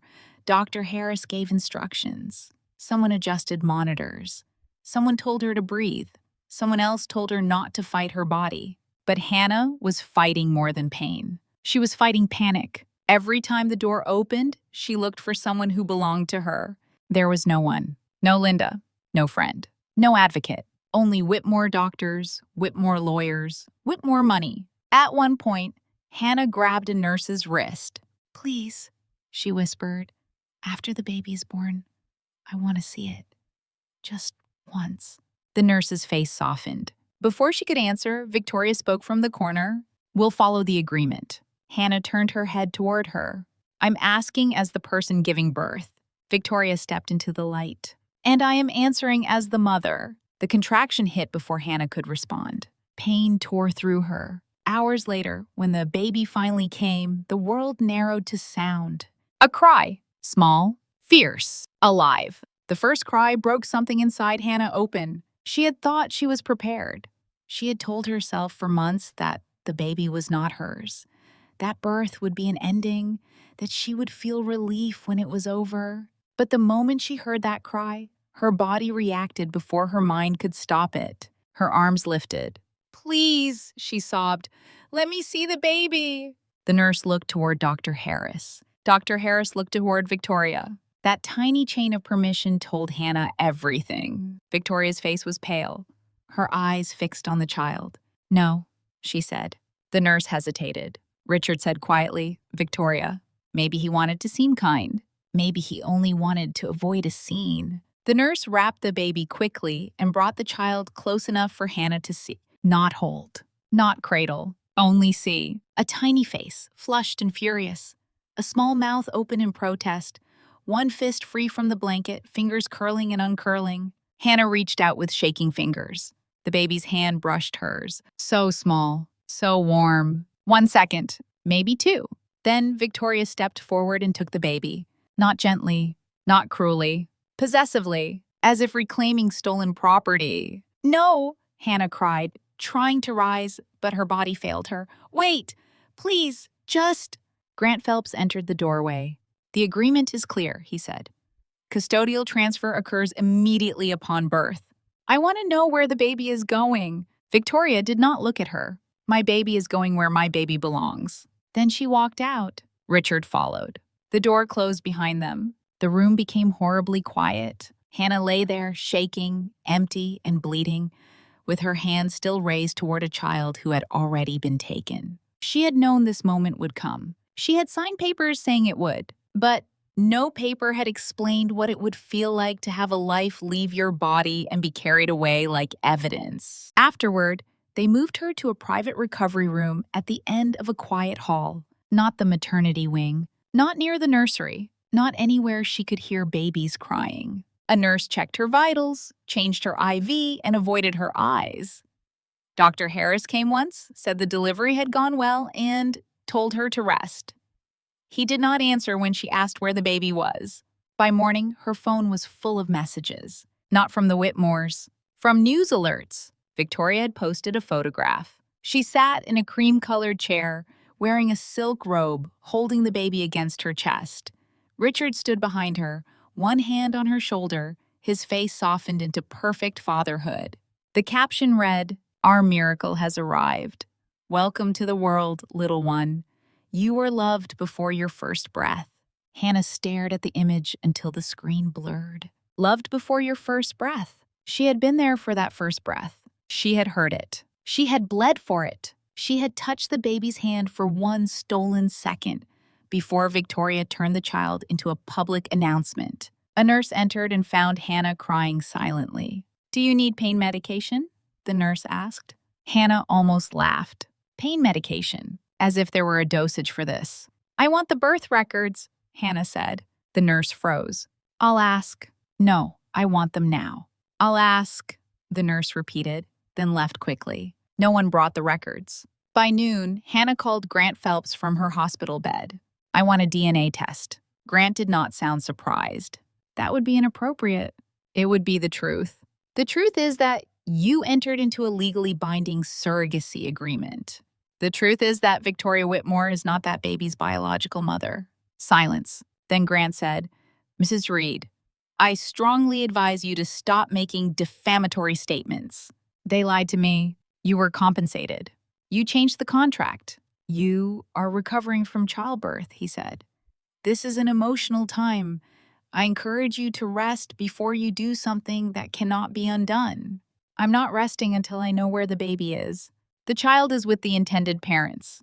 The child is with people who built its life on fraud. Grant's tone cooled.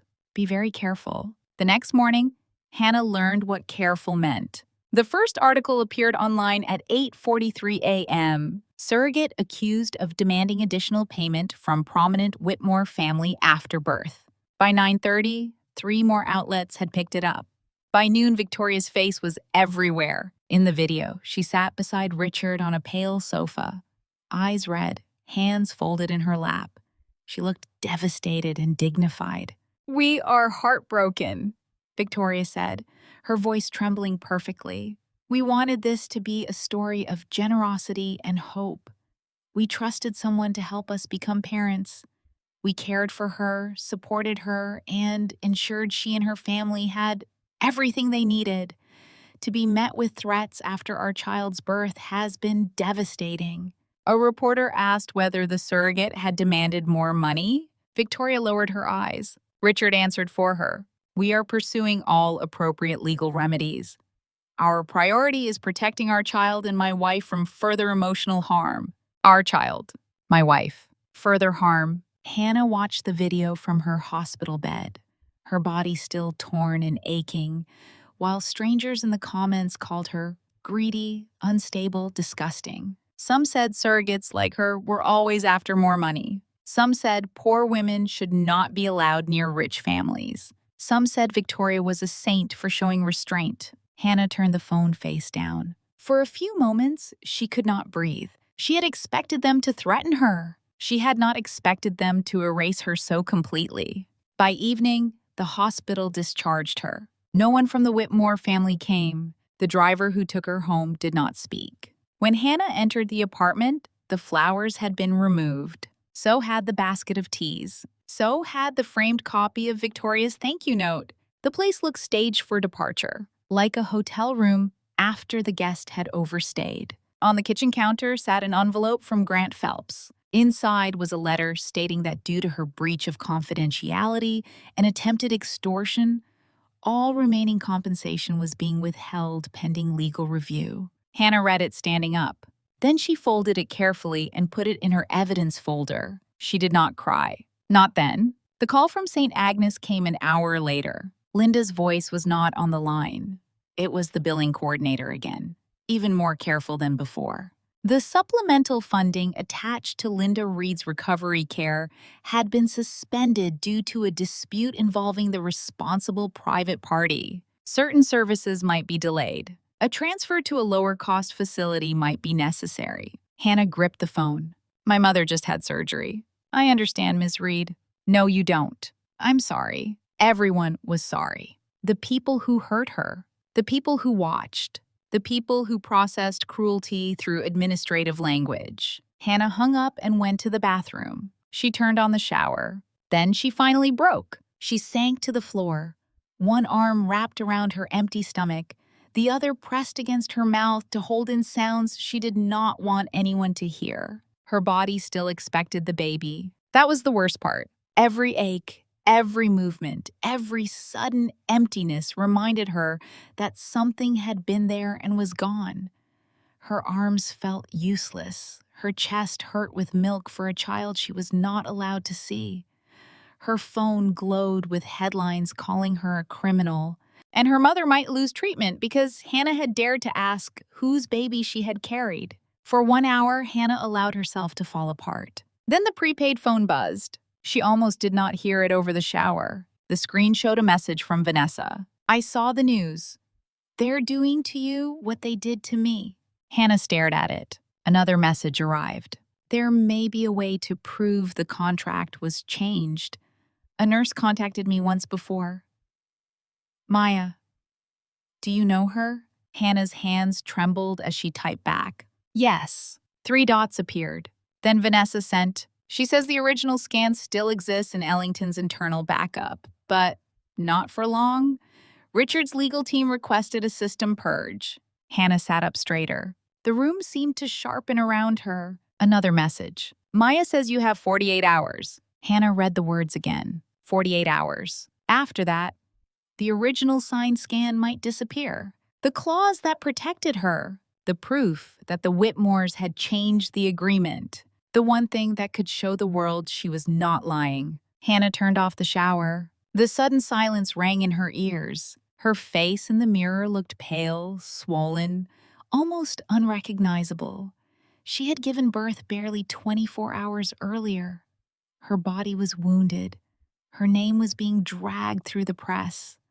Her mother's treatment was under threat. The baby was gone. But somewhere inside Ellington Fertility Institute, buried in a system the Whitmores had not yet fully cleaned, there might still be proof. Not justice. Not yet. But a door. Hannah placed both hands on the sink and leaned close to the mirror. For weeks, they had told her to rest, to be quiet, to let them handle everything. They had taken the baby from her arms. They had taken her name and fed it to the public. They had taken her mother's treatment and turned it into a leash. But they had not taken everything. Not while the truth still existed somewhere. Not while she could still reach it. Her phone buzzed again. This time, the message was from Maya. "I'm scared, but I can help. Come tomorrow. Use the staff entrance.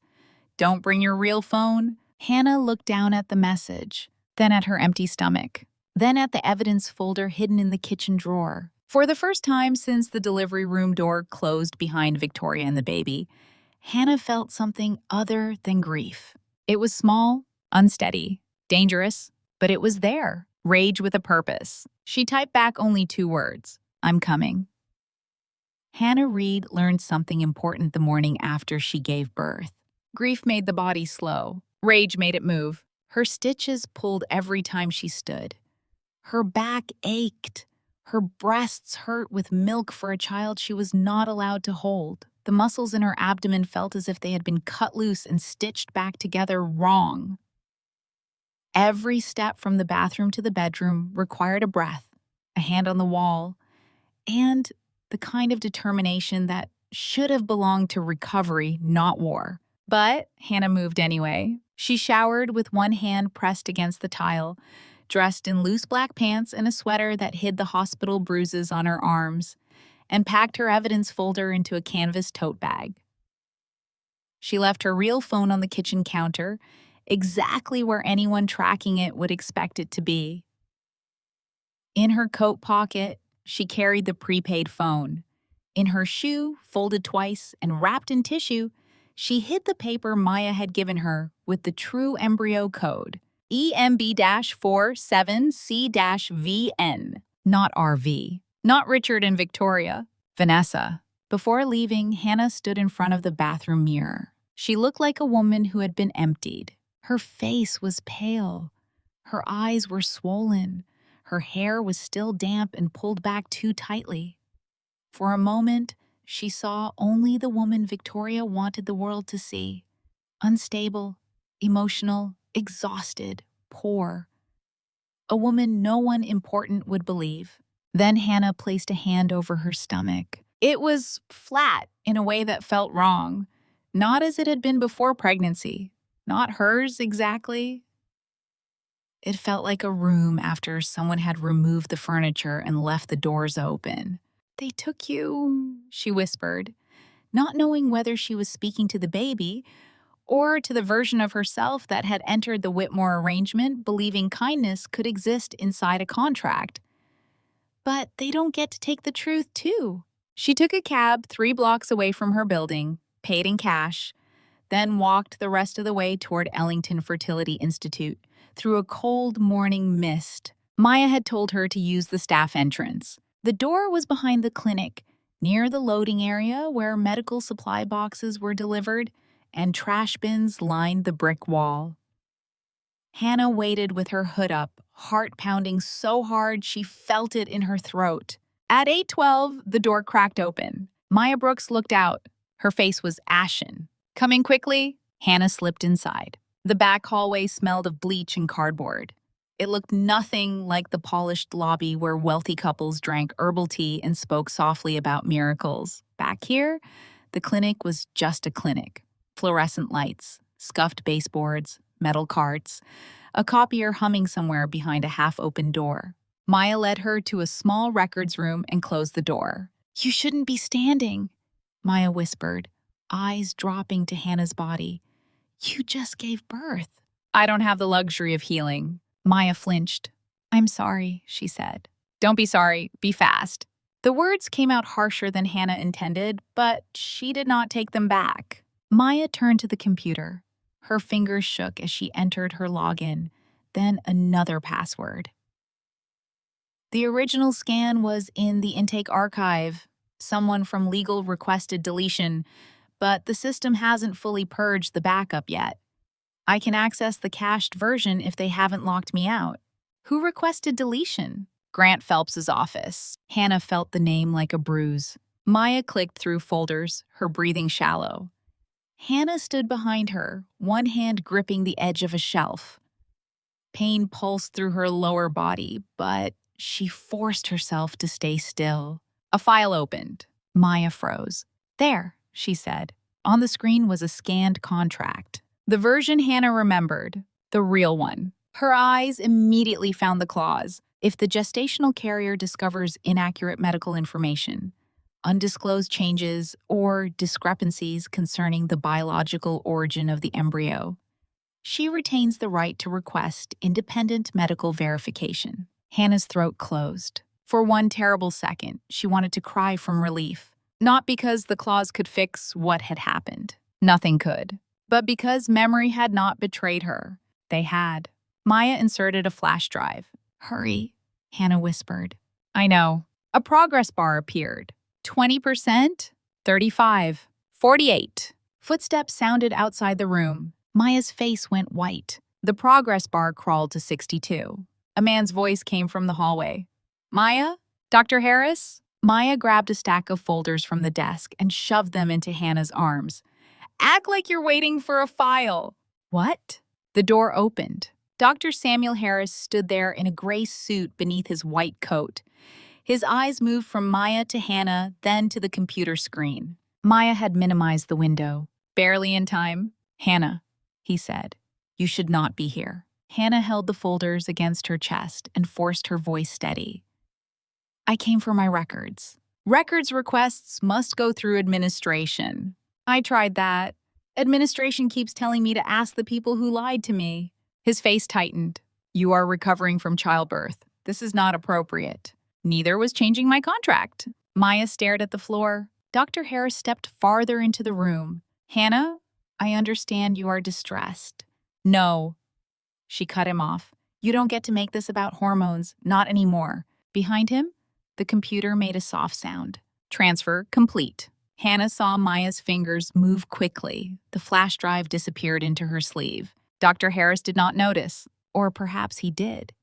And the exhaustion in his face was something other than anger. You need a lawyer, he said quietly. I know. He looked at her, then really looked at her. For the first time since the transfer, Hannah saw not the polished clinic director, not the man who had told her to rest, but a tired man standing in the middle of something he no longer controlled.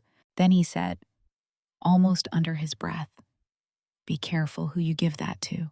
Maya's head lifted. Hannah stared at him. Dr. Harris turned and walked away without another word.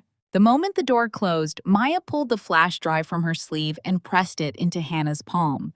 Go, she whispered. Hannah closed her fingers around it. Maya, the nurse's eyes filled. I should have said something sooner.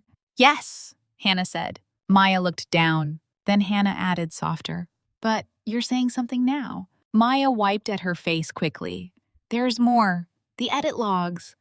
I couldn't download everything, but I copied screenshots. Dates, user IDs, access requests. The embryo code was manually linked to your file after the first draft contract was uploaded.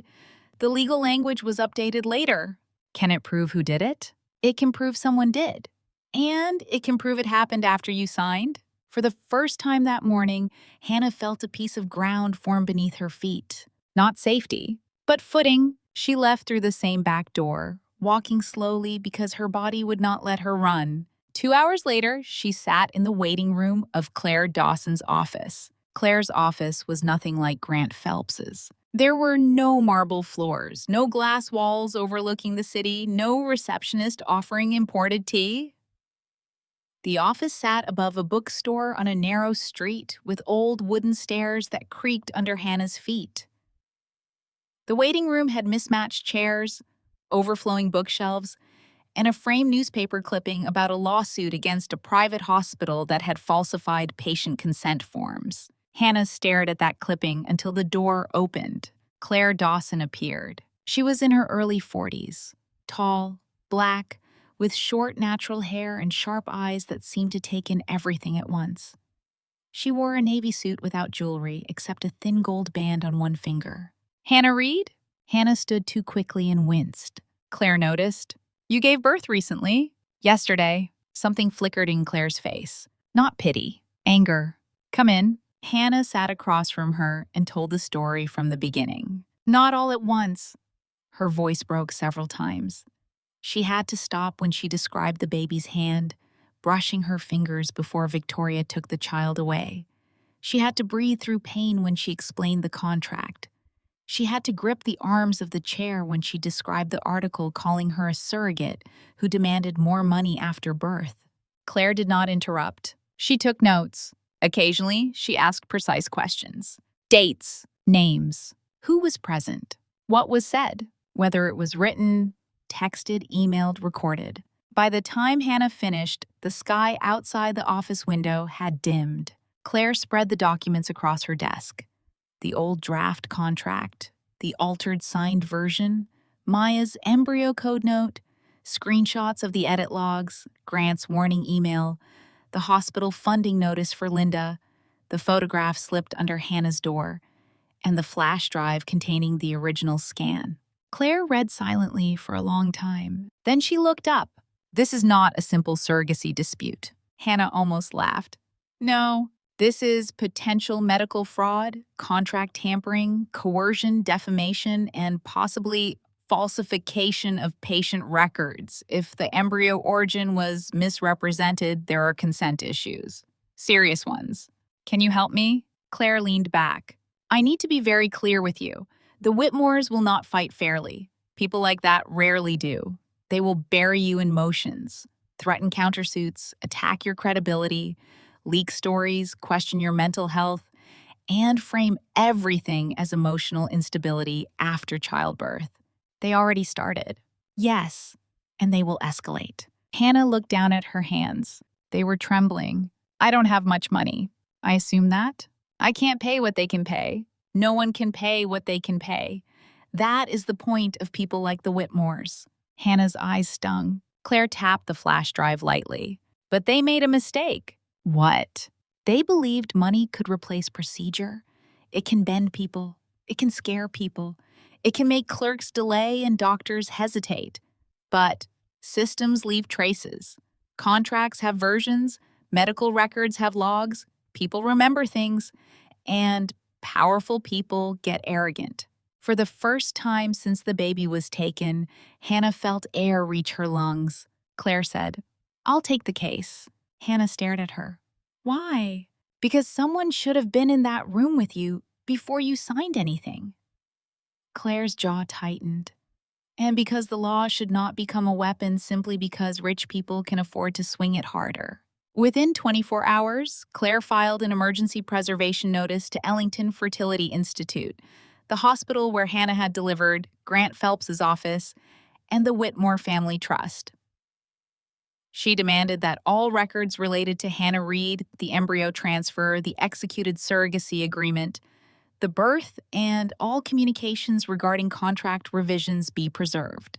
Within 3 hours, Grant Phelps responded, not with documents, with threats. The Whitmore family filed a civil complaint accusing Hannah of breach of contract, attempted extortion, harassment, and defamation.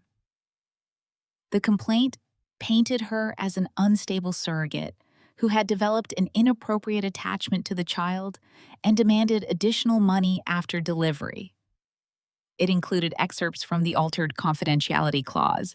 It included carefully selected messages where Hannah had asked questions in anger. It included photographs of Victoria crying in interviews. The complaint did not include the original contract. It did not include the embryo code. It did not include Vanessa. Claire read the filing and smiled without humor. They're moving fast because they're scared? Hannah sat across from her, holding an ice pack against her abdomen beneath her sweater. It doesn't feel like scared. It never does when they're aiming at you. The media story worsened. By the next day, Hannah's name had become a headline. Some outlets blurred her face. Others did not. A columnist called her a cautionary tale about commercialized wombs and emotional entitlement. A morning show panel debated whether surrogates should receive stricter psychological screening. No one asked why a woman who had just given birth was being sued by the people who claimed to be grateful to her. No one asked why she wanted a DNA test. No one asked why the contract had changed. Then Vanessa came back. She appeared outside Claire's office wearing sunglasses despite the cloudy day, her hair pulled under a scarf. She looked thinner than she had in the parking lot, less furious now and more hunted. Claire let her in but did not offer comfort. "Vanessa Cole," Claire said, "you understand that if you lie to me, I will know." Vanessa removed her sunglasses. "I'm tired of lying." Hannah stood near the window, arms folded. Vanessa looked at her. "I saw the interview," she said. "Victoria crying on television." Hannah said nothing. "They did the same thing to me," Vanessa continued. "Not publicly, not like this. But they made me feel crazy. Richard said I was unstable. Victoria said no one would believe a mistress. Grant sent letters. Then my apartment lease was suddenly terminated. My company email was shut down. My health insurance disappeared." Hannah's expression did not soften. "You helped them put me in that position." Vanessa closed her eyes. "Yes." The word hung in the room. Claire watched them both. Hannah stepped closer. "You knew I was poor?" Vanessa opened her eyes. "You knew I needed money for my mother." "I didn't know about your mother at first. But you knew eventually." Vanessa's silence answered. Hannah's voice shook. "You let another woman carry your child under a lie because you thought a man who lied to his wife would choose you in the end." Tears rose in Vanessa's eyes, but she did not look away. Yes, the honesty did not absolve her, but it changed the room. "I hated you," Vanessa said quietly. "Before I met you, I hated the idea of you. I thought you were taking my place, carrying my baby, getting paid to do what I should have done. Then I saw you in that parking lot and realized you didn't even know what they had done." Hannah's hand tightened around the back of a chair. Vanessa turned to Claire and opened her bag. "I have messages." She placed a stack of printed screenshots on the desk. Texts from Richard, emails, photographs of hotel reservations, a bank transfer from a private Whitmore-linked account, a message from Richard that read, "Victoria will handle the legal side. Once the child is recognized, everything changes." Another, "Hannah is manageable. She needs the money. Grant says the agreement can be tightened after intake." Hannah read that line and felt her vision blur red. Manageable. That was what she had been to them. Not kind, not brave, not human. Manageable. Claire looked through the documents, her face unreadable. "Do you have proof Victoria knew?" Vanessa nodded. She handed over another page. A message from Victoria, sent from an encrypted account Vanessa had preserved by photographing the screen. "You will be compensated for your role. Do not confuse biology with motherhood. The child will be mine in every way that matters." For several seconds, no one spoke. Claire exhaled slowly. "That," she said, "is useful?" Vanessa looked at Hannah. "I know you don't forgive me." "I don't. I don't expect you to." "Good. But I'll testify." Hannah searched her face. "Why now?" Vanessa gave a broken laugh. "Because Richard promised me a future, and Victoria promised me money. They both lied, but that baby—" Her voice broke. "That baby deserves at least one adult willing to stop lying." Hannah looked away. The anger was still there. But beneath it was a grief she recognized. Different from hers. Not equal, but real. Claire arranged for the DNA evidence through legal channels. It was not simple, and it was not immediate. Nothing in a case like this was. But the emergency preservation filing forced the hospital to acknowledge that biological data tied to the birth existed. Vanessa agreed to provide a sample. Claire petitioned for the relevant records to be sealed and reviewed under court supervision. The Whitmore side fought. Grant argued that Hannah had no standing because she was not the biological mother and had already surrendered any custodial rights under the agreement. Claire argued that consent obtained through misrepresentation was not consent. Grant argued confidentiality. Claire argued fraud. Grant argued reputation. Claire argued medical truth. For 2 days, Hannah lived between Claire's office, Linda's hospital room, and the apartment that no longer felt safe. She avoided cameras outside her building. She ignored messages from strangers calling her vile things. She slept in fragments, waking with her arms curled around emptiness. Linda knew more now. Not everything, but enough. When Hannah finally told her that the baby was not Victoria's, Linda closed her eyes. "My God, I should have listened to you." Linda reached for her hand. No, you should have been told the truth. Hannah sat beside the bed, fighting tears. They might move you. Let them. Mom. Linda's grip tightened. If I am the rope they tied around your neck, then cut it. I can't. Yes, you can. Linda's voice was weak but fierce. I did not raise you to survive by letting people buy your silence. That night, Hannah slept for 2 hours on the chair beside Linda's bed. At dawn, Claire called. Come to the office. Hannah was there in 40 minutes. Vanessa was already sitting inside, pale and rigid.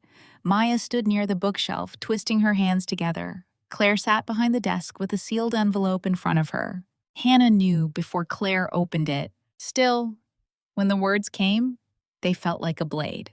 Richard Whitmore is the biological father, Claire said. Vanessa covered her mouth. Claire continued. Vanessa Cole is the biological mother. Hannah closed her eyes. And Victoria Whitmore, Claire said, has no biological relationship to the child. The room went completely silent. The truth was finally spoken plainly. No codes, no pauses, no legal fog. Richard was the father. Vanessa was the mother. Victoria was not. Hannah was not the biological mother either. That fact struck her in a strange, complicated way. She had known it. She had never claimed otherwise. Yet her body still remembered the baby. Her blood had fed it. Her breath had carried it. Her pain had delivered it into the world. Biology was not everything, but lies about biology had been used to own her. Claire slid the report into a folder. This does not automatically give you custody, she said gently. Hannah opened her eyes. I know. This fight is about fraud, coercion, defamation, and the child's legal status. I know. Claire studied her. What do you want, Hannah? It was the first time anyone had asked her that without already deciding the answer. Hannah looked at the DNA report, then at Vanessa, then at Maya, then at the window, where the city moved on as if truth and lies did not decide who got to keep a child. I want them to stop using that baby as a shield, Hannah said. And I want the world to know I didn't sell my body to help them fake a bloodline. Claire nodded. Then we keep going. Richard tried to buy her 3 days later. He sent the message through a private number. Meet me once. Alone. This can end. Claire told Hannah not to go. Hannah went anyway, wearing a recording device Claire had reluctantly provided after extracting a promise that Hannah would leave at the first sign of danger. They met in the back room of a private restaurant that was closed between lunch and dinner. Richard was already there when Hannah arrived, sitting at a table beneath low amber light, a glass of water untouched in front of him. He looked tired. For some reason, that angered her. Tired was for people who had been hurt. Richard had merely been inconvenienced by the consequences of hurting others. Hannah, he said. Don't. He leaned back. You've surrounded yourself with people who are using you. She almost smiled. That line again? Claire Dawson wants a high-profile case. Vanessa wants revenge. Maya wants to feel noble. You are the only one who still has something to lose. My mother. Yes. He reached into his jacket and placed a folder on the table. Hannah did not touch it. What is that? A settlement. Of course it was. Richard opened it himself. Enough money to pay for your mother's treatment for the rest of her life. Enough for you to buy a home. Enough to disappear from the city and start over somewhere people won't whisper when you walk by. Hannah stared at the numbers. They were enormous, obscene. For one terrible second, she saw Linda in a bright room with better doctors, saw herself free of debt, saw no cameras, no headlines, no Grant Phelps, no Victoria. Then she saw the baby's tiny hand brushing hers. What do you want in return? Richard's eyes softened as if he believed he had reached her. You withdraw your claims. You sign a confidentiality agreement. You state publicly that postpartum distress led to misunderstandings. You apologize to Victoria. Vanessa's materials disappear. Maya keeps her job if she remains quiet. Everyone survives. Everyone? Yes. What about the baby? The child stays where the child belongs. With Victoria? With the Whitmore family. And when the child grows up? Richard's expression hardened slightly. What about it? Who tells the truth? There is no reason to burden a child with adult mistakes. Adult crimes. Careful. Hannah leaned forward. Will that child ever know Vanessa is its biological mother? Richard's jaw tightened. Vanessa is not fit to be a mother. And Victoria is? Victoria can give that child the world. She can give it a lie. Richard's patience snapped. A child does not need the truth, he said coldly. A child needs a name strong enough to protect it. There it was. The sentence Hannah had known lived inside him. She kept her face still, though her heart hammered against the hidden recorder. And what am I supposed to live with? She asked. Richard looked at her as if the answer should have been obvious. Comfort. Hannah stood. He stood too. Hannah, do not be foolish. She picked up the folder and dropped it into the water glass. The pages darkened, ink bleeding through the stack. Richard's face went white with rage. You have no idea what you are turning down. Hannah looked at him. Yes, I do. Then she walked out before her legs could fail her. Claire listened to the recording twice. On the second play, when Richard's voice said, "A child does not need the truth," Claire paused the audio. That, she said, will matter. Hannah sat across from her, shaking from adrenaline she had held back for too long. He thinks truth is optional. No, Claire said.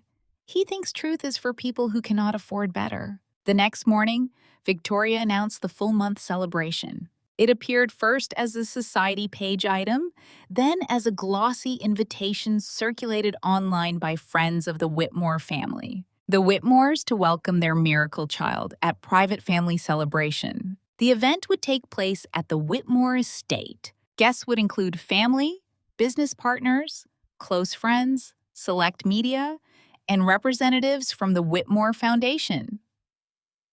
Edward Whitmore, still recovering from recent health issues, was expected to attend. Claire read the announcement and immediately understood. This is not a party. Hannah stood beside her desk. Then what is it? A coronation. Claire pulled up several documents on her computer. The trust provisions are still difficult to access, but I have enough.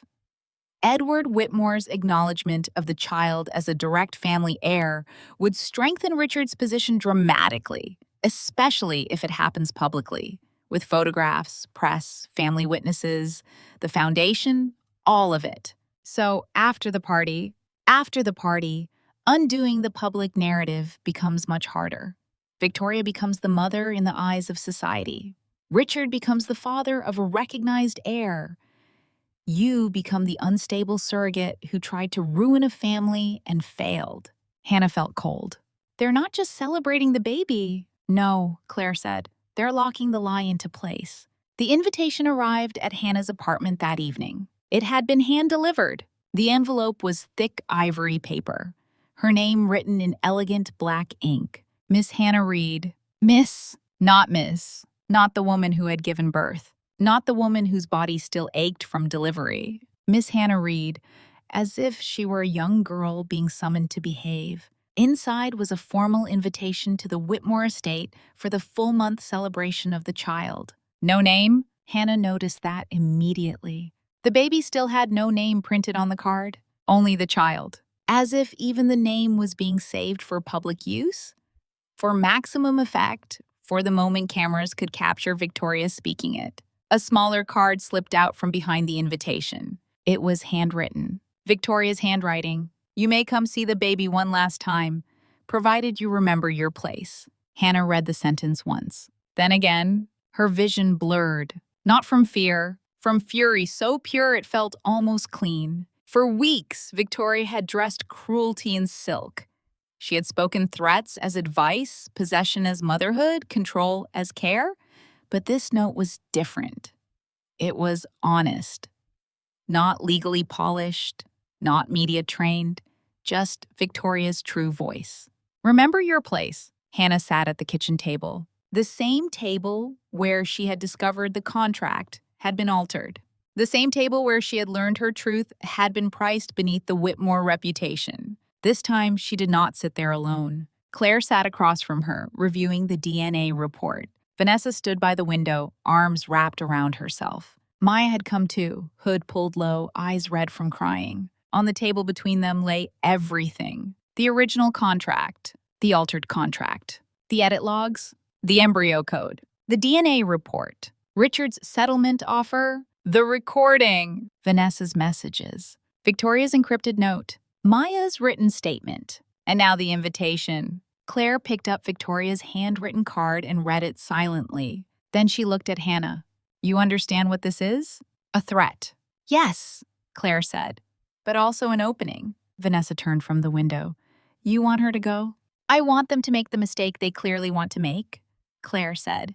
They are gathering every witness we could never subpoena quickly enough. Family, press, business partners, Edward Whitmore. Their own doctor may attend. Grant will likely be there. Victoria wants to humiliate Hannah publicly because she believes the public already belongs to her. Hannah touched the edge of the invitation. And if I go? Claire's expression was serious. Then we do not go for emotion. We go prepared. We do not scream. We do not accuse without documents. We let Victoria speak first. We let her build the lie in front of witnesses. Then we take it apart.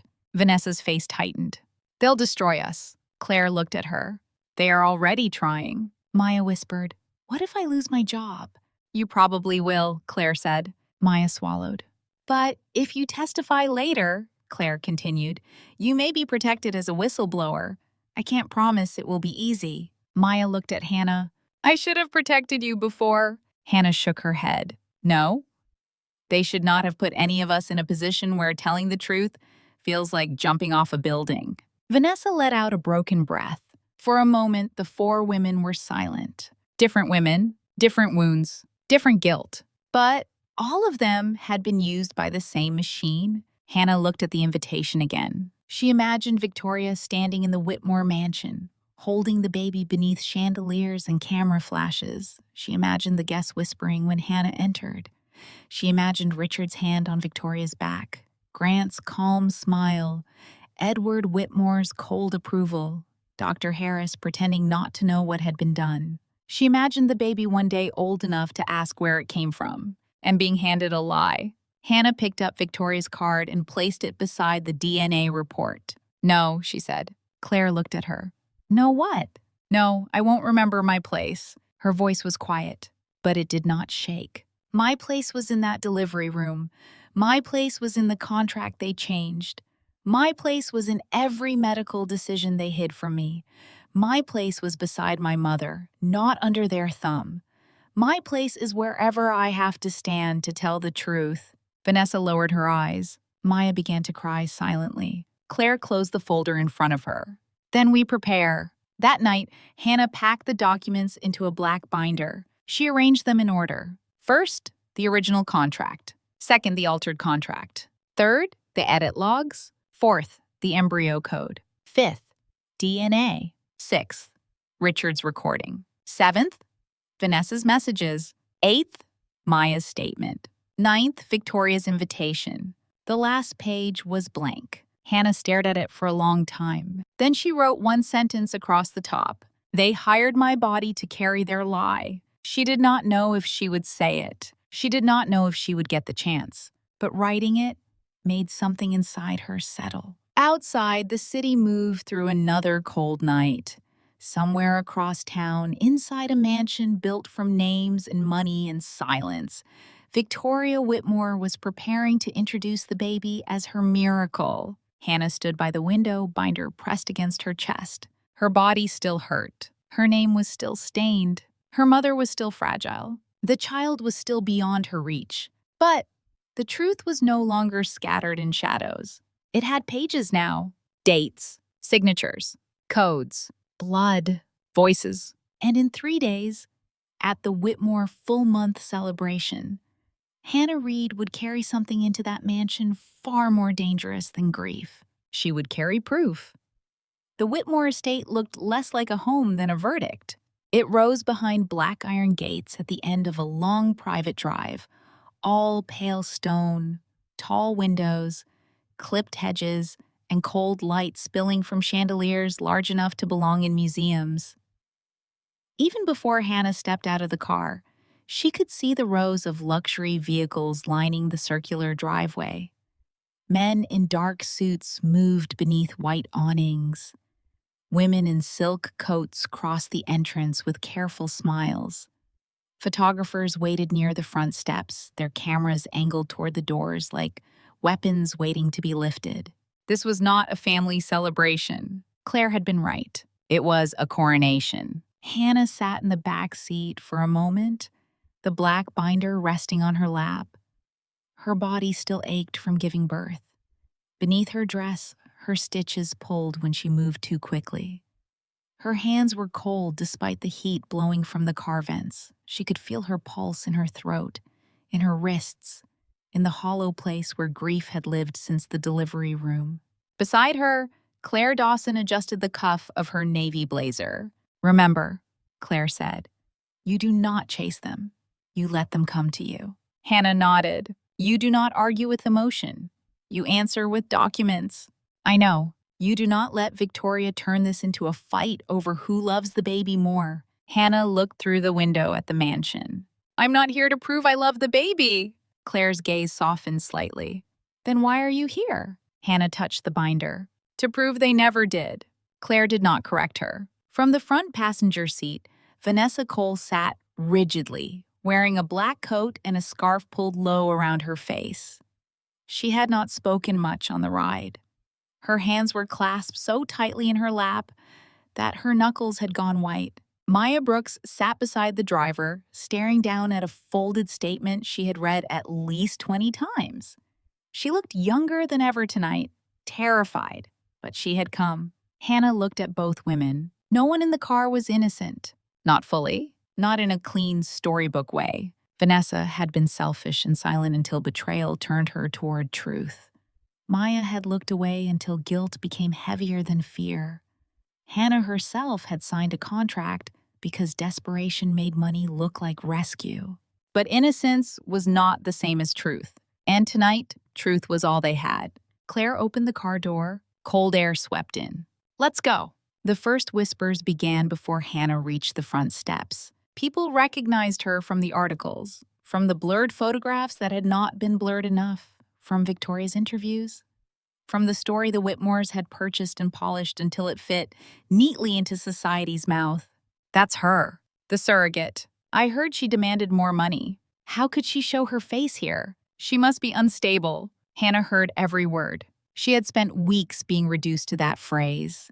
The surrogate. Not Hannah. Not the woman who had carried the baby through fear and lies. Not the woman whose mother had been used as leverage. Not the woman whose body had been treated as rented space and whose name had been dragged through the press before she had even stopped bleeding.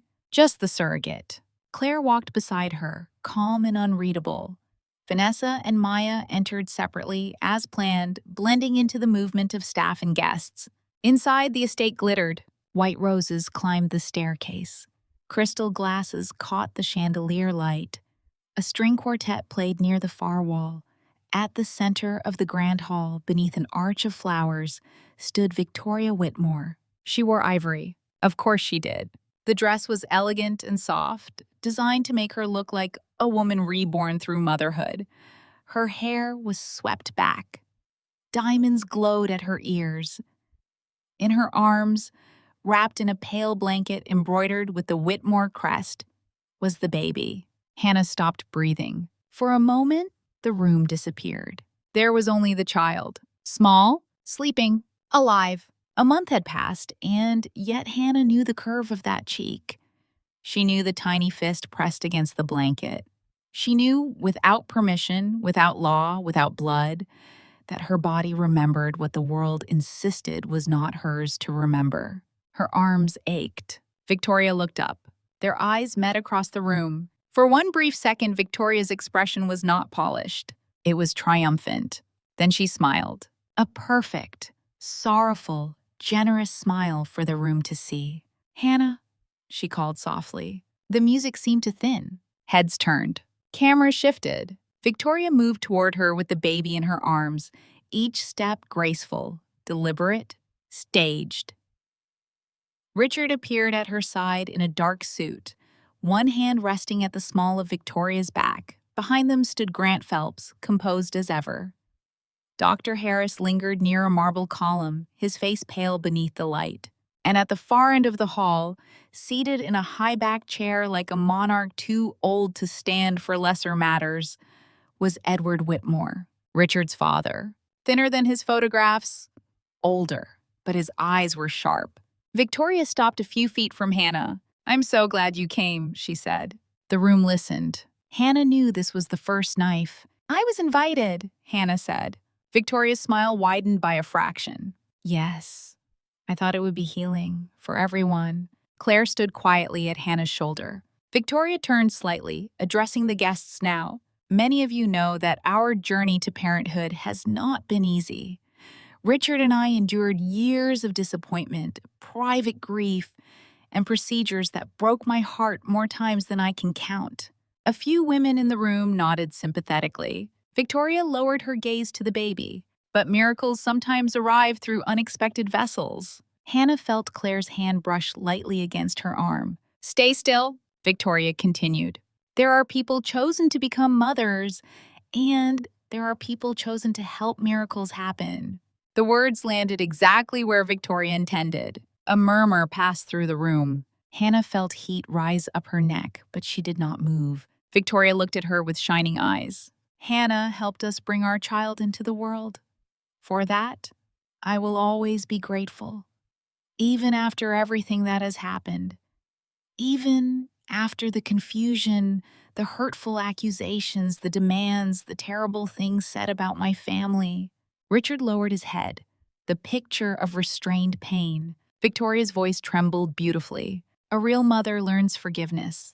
Tonight, I choose forgiveness." Applause began, soft at first, then stronger. Hannah stood in the middle of it, listening to strangers praise the woman who had stolen the first moment of the baby's life from her arms. Victoria had built the gallows with flowers. Now she expected Hannah to hang herself on it. Instead, Hannah lifted her head. "If you are the baby's mother," she said clearly, "will you agree to a public DNA test?" The applause died. Not faded, died. A glass clinked too loudly somewhere near the bar. Victoria blinked. Richard's hand tightened at her back. Grant Phelps stepped forward. "Ms. Reed, this is neither the time nor the place."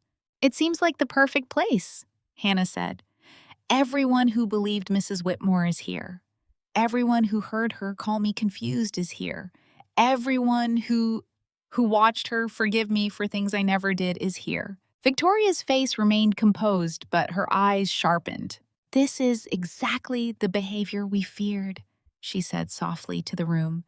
"This fixation, this inability to accept boundaries." Hannah looked at the baby, then back at Victoria. "I'm asking a simple question." Victoria gave a sad laugh. "No, Hannah, you are trying to turn our child's celebration into another performance of your pain." "Our child," Hannah repeated. Richard moved closer. "Enough." Claire stepped forward. "Mr. Whitmore, do not touch my client." Grant's eyes narrowed. "Your client is trespassing on private property and making defamatory statements in front of invited guests." Hannah opened the binder. Victoria shifted. It was the smallest movement, but Hannah saw it. Fear had touched her, only briefly. Then Victoria recovered. "Before Hannah continues," Victoria said, raising her voice just enough to reclaim the room, "perhaps everyone should know what we have endured." Grant lifted his leather folder. Of course. Their counterattack had been prepared. Grant removed several printed pages and handed them to Richard, who looked reluctant in the practiced way of a man performing dignity. Richard addressed the guests. "We did not want to expose private communications, but given Ms. Reed's conduct, we have no choice." A screen near the arch of flowers lit up. Someone from the Whitmore staff had connected a presentation. Hannah stared as screenshots appeared. Messages supposedly from her. "You owe me more. I know things about your family. Pay me or I talk." Gasps moved through the room. Victoria looked wounded. "We tried to handle this quietly. We tried to protect her dignity." The screenshots were convincing at first glance. Same name, same profile picture, same desperation twisted into threats. Hannah felt the room turn against her again, like a tide. A woman near the staircase whispered, "Disgusting." A man near Richard muttered, "Extortion." Victoria held the baby closer. "This is what I have been protecting my child from," she said. Two security guards moved toward Hannah. Claire's voice cut through the room. "Stop!" The guards hesitated. Claire stepped into the open space between Hannah and Victoria. "My name is Claire Dawson. I represent Hannah Reed, and if the Whitmore family intends to present fabricated messages as evidence in front of witnesses and press, then I strongly suggest everyone keep recording." Several phones were already up. Grant's face tightened. "This is absurd." "No," Claire said. "This is useful." She took the first document from Hannah's binder and held it up. "This is the original surrogacy agreement scanned into Ellington Fertility Institute's intake system the night Hannah Reed signed it." Grant moved quickly. "That document is not authenticated." Claire looked at him. "Then you will be relieved to know it has been preserved, time-stamped, and linked to the clinic's internal archive. We also have the metadata." The word metadata meant little to many guests, but it meant enough to Grant. His mouth closed. Claire continued. "In this original agreement, the embryo is represented as belonging biologically to Richard Whitmore and Victoria Whitmore. The contract also includes a medical verification clause granting Hannah Reed the right to request independent review if any discrepancy arises concerning the embryo's biological origin." She turned to the next page. "This is the agreement the Whitmore legal team later used to threaten and sue her. That clause is gone. In its place is an expanded confidentiality clause so broad it attempts to silence not only confirmed information, but suspicion." The room stirred. Victoria said, "Contracts go through revisions." "Before signing," Claire replied. "Not after." Grant stepped forward. "Ms. Dawson is mischaracterizing." Claire raised another page. "These edit logs show that the file was altered after Hannah Reed's intake scan. The revised version was linked to her executed signature later. The signature itself shows signs of being imported from another document." Hannah watched Victoria. For the first time, Victoria's breathing had changed. Claire placed another page on the small table beside the floral arch. More interestingly, the source image used for that signature appears consistent with forms Hannah signed at St. Agnes Hospital regarding her mother's medical care. A murmur of shock moved through the room. Hannah felt it enter her body like vindication and violation at once. Linda's illness, Linda's paperwork. Even that had not been safe. Victoria's voice sharpened. "This is a grotesque fantasy." "No," Hannah said quietly. "The fantasy was you pretending to be a mother." The room went silent again. Richard looked at Hannah with pure warning in his eyes. Claire moved to the next document. "Now, let's discuss the embryo code." Dr. Harris shifted near the column. Claire turned toward him. "Dr. Samuel Harris, you were the supervising physician for the transfer, correct?" Grant snapped. "Dr. Harris is not required to answer questions in this setting." "No," Claire said. "But his silence will be as interesting as his answer." All eyes moved to the doctor. Dr. Harris's face had gone gray. Claire held up Maya's printed statement and the clinic log screenshots. The embryo code listed in Hannah Reed's original documentation was EMB-22W-RV. The embryo transferred into her body was recorded under EMB-47C-VN. A sharp whisper cut through the guests. VN. Hannah saw several people glance toward Victoria. Claire continued. "The clinic records show manual changes to Hannah Reed's file after the first contract draft was uploaded. They also show an internal request to purge backup copies shortly after Hannah began asking questions." Victoria gave a brittle laugh. "Administrative errors happen." Claire looked at her. "One administrative error does not create 3 contract versions. A missing verification clause, a new embryo code, and a purge request from your legal team." Grant's face flushed. Then Maya stepped forward. Her hands trembled, but her voice carried. "My name is Maya Brooks. I was a nurse at Ellington Fertility Institute." Dr. Harris closed his eyes. Maya swallowed. "Hannah asked about the embryo code during her pregnancy. She was told it was a data entry issue. It was not. Staff were instructed to route all record requests through Whitmore Legal. The original agreement was in the system, and there was a request to delete it. I copied it before it disappeared." Victoria stared at her with hatred so concentrated it seemed almost physical. "You stupid girl," she hissed. The words were quiet, but not quiet enough. A dozen phones captured them. Maya flinched, but she did not step back. Claire nodded once, then opened the sealed folder. "Finally," she said, "there is the matter of biology." Richard moved, not toward Claire, toward the baby. Victoria took one instinctive step back. Hannah saw it. Possession turning into fear. Claire's voice remained steady. The DNA results, obtained through preserved medical records and legally provided samples, show that Richard Whitmore is the biological father of the child. No one gasped. Not yet. The room held its breath. Claire continued. Vanessa Cole is the biological mother. This time, the sound that moved through the room was not a whisper. It was rupture. People turned to one another. Cameras lifted higher. Edward Whitmore sat forward in his chair.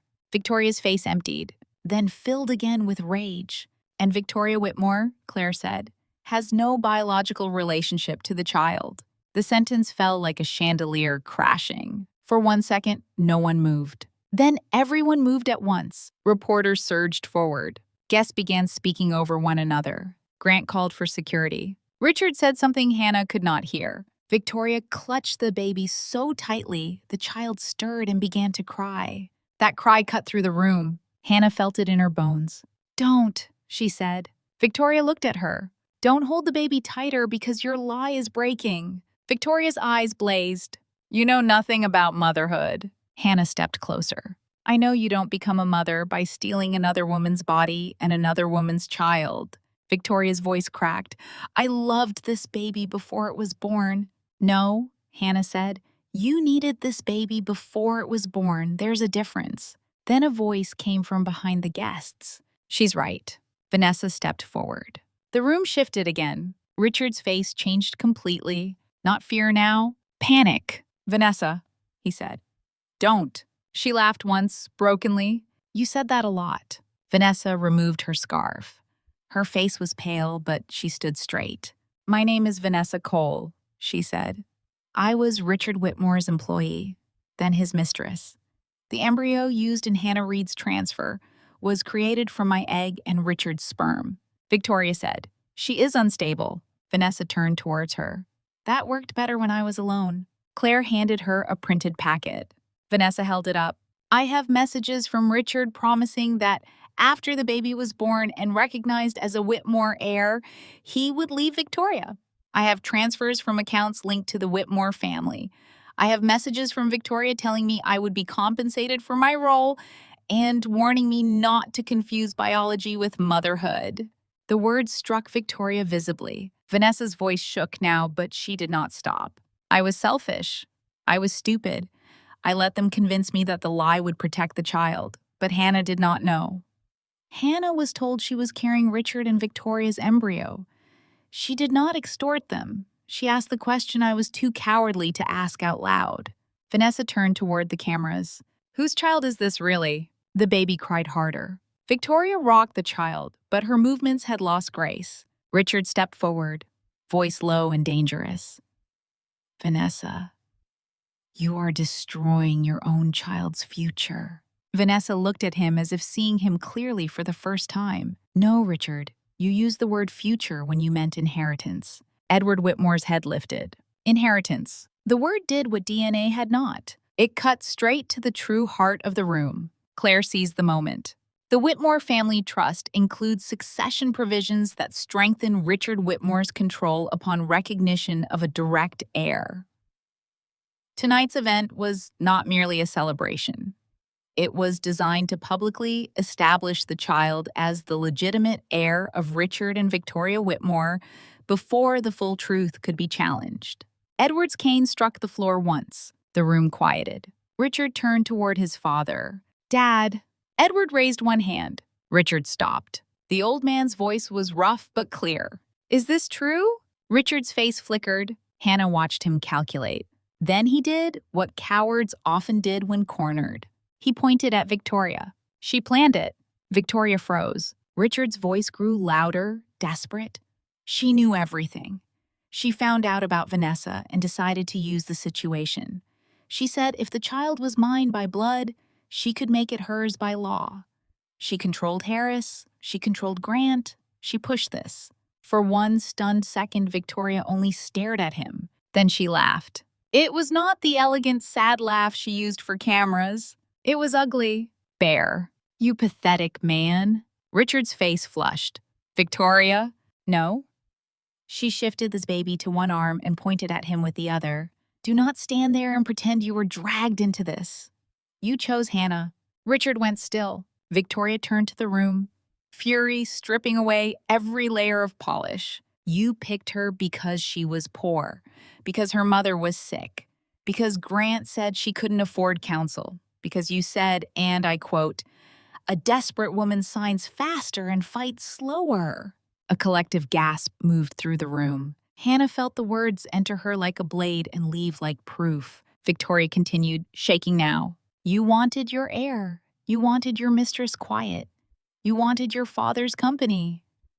I only did what Whitmore men have done for generations. I protected the name. Edward stood, slowly, with difficulty. But when he was on his feet, the room gave him silence. He looked first at Richard, then at Victoria, then at the crying child in Victoria's arms. No, Edward said. You did not protect the name. You fed a child to it. Victoria's face went white. Richard stepped toward him.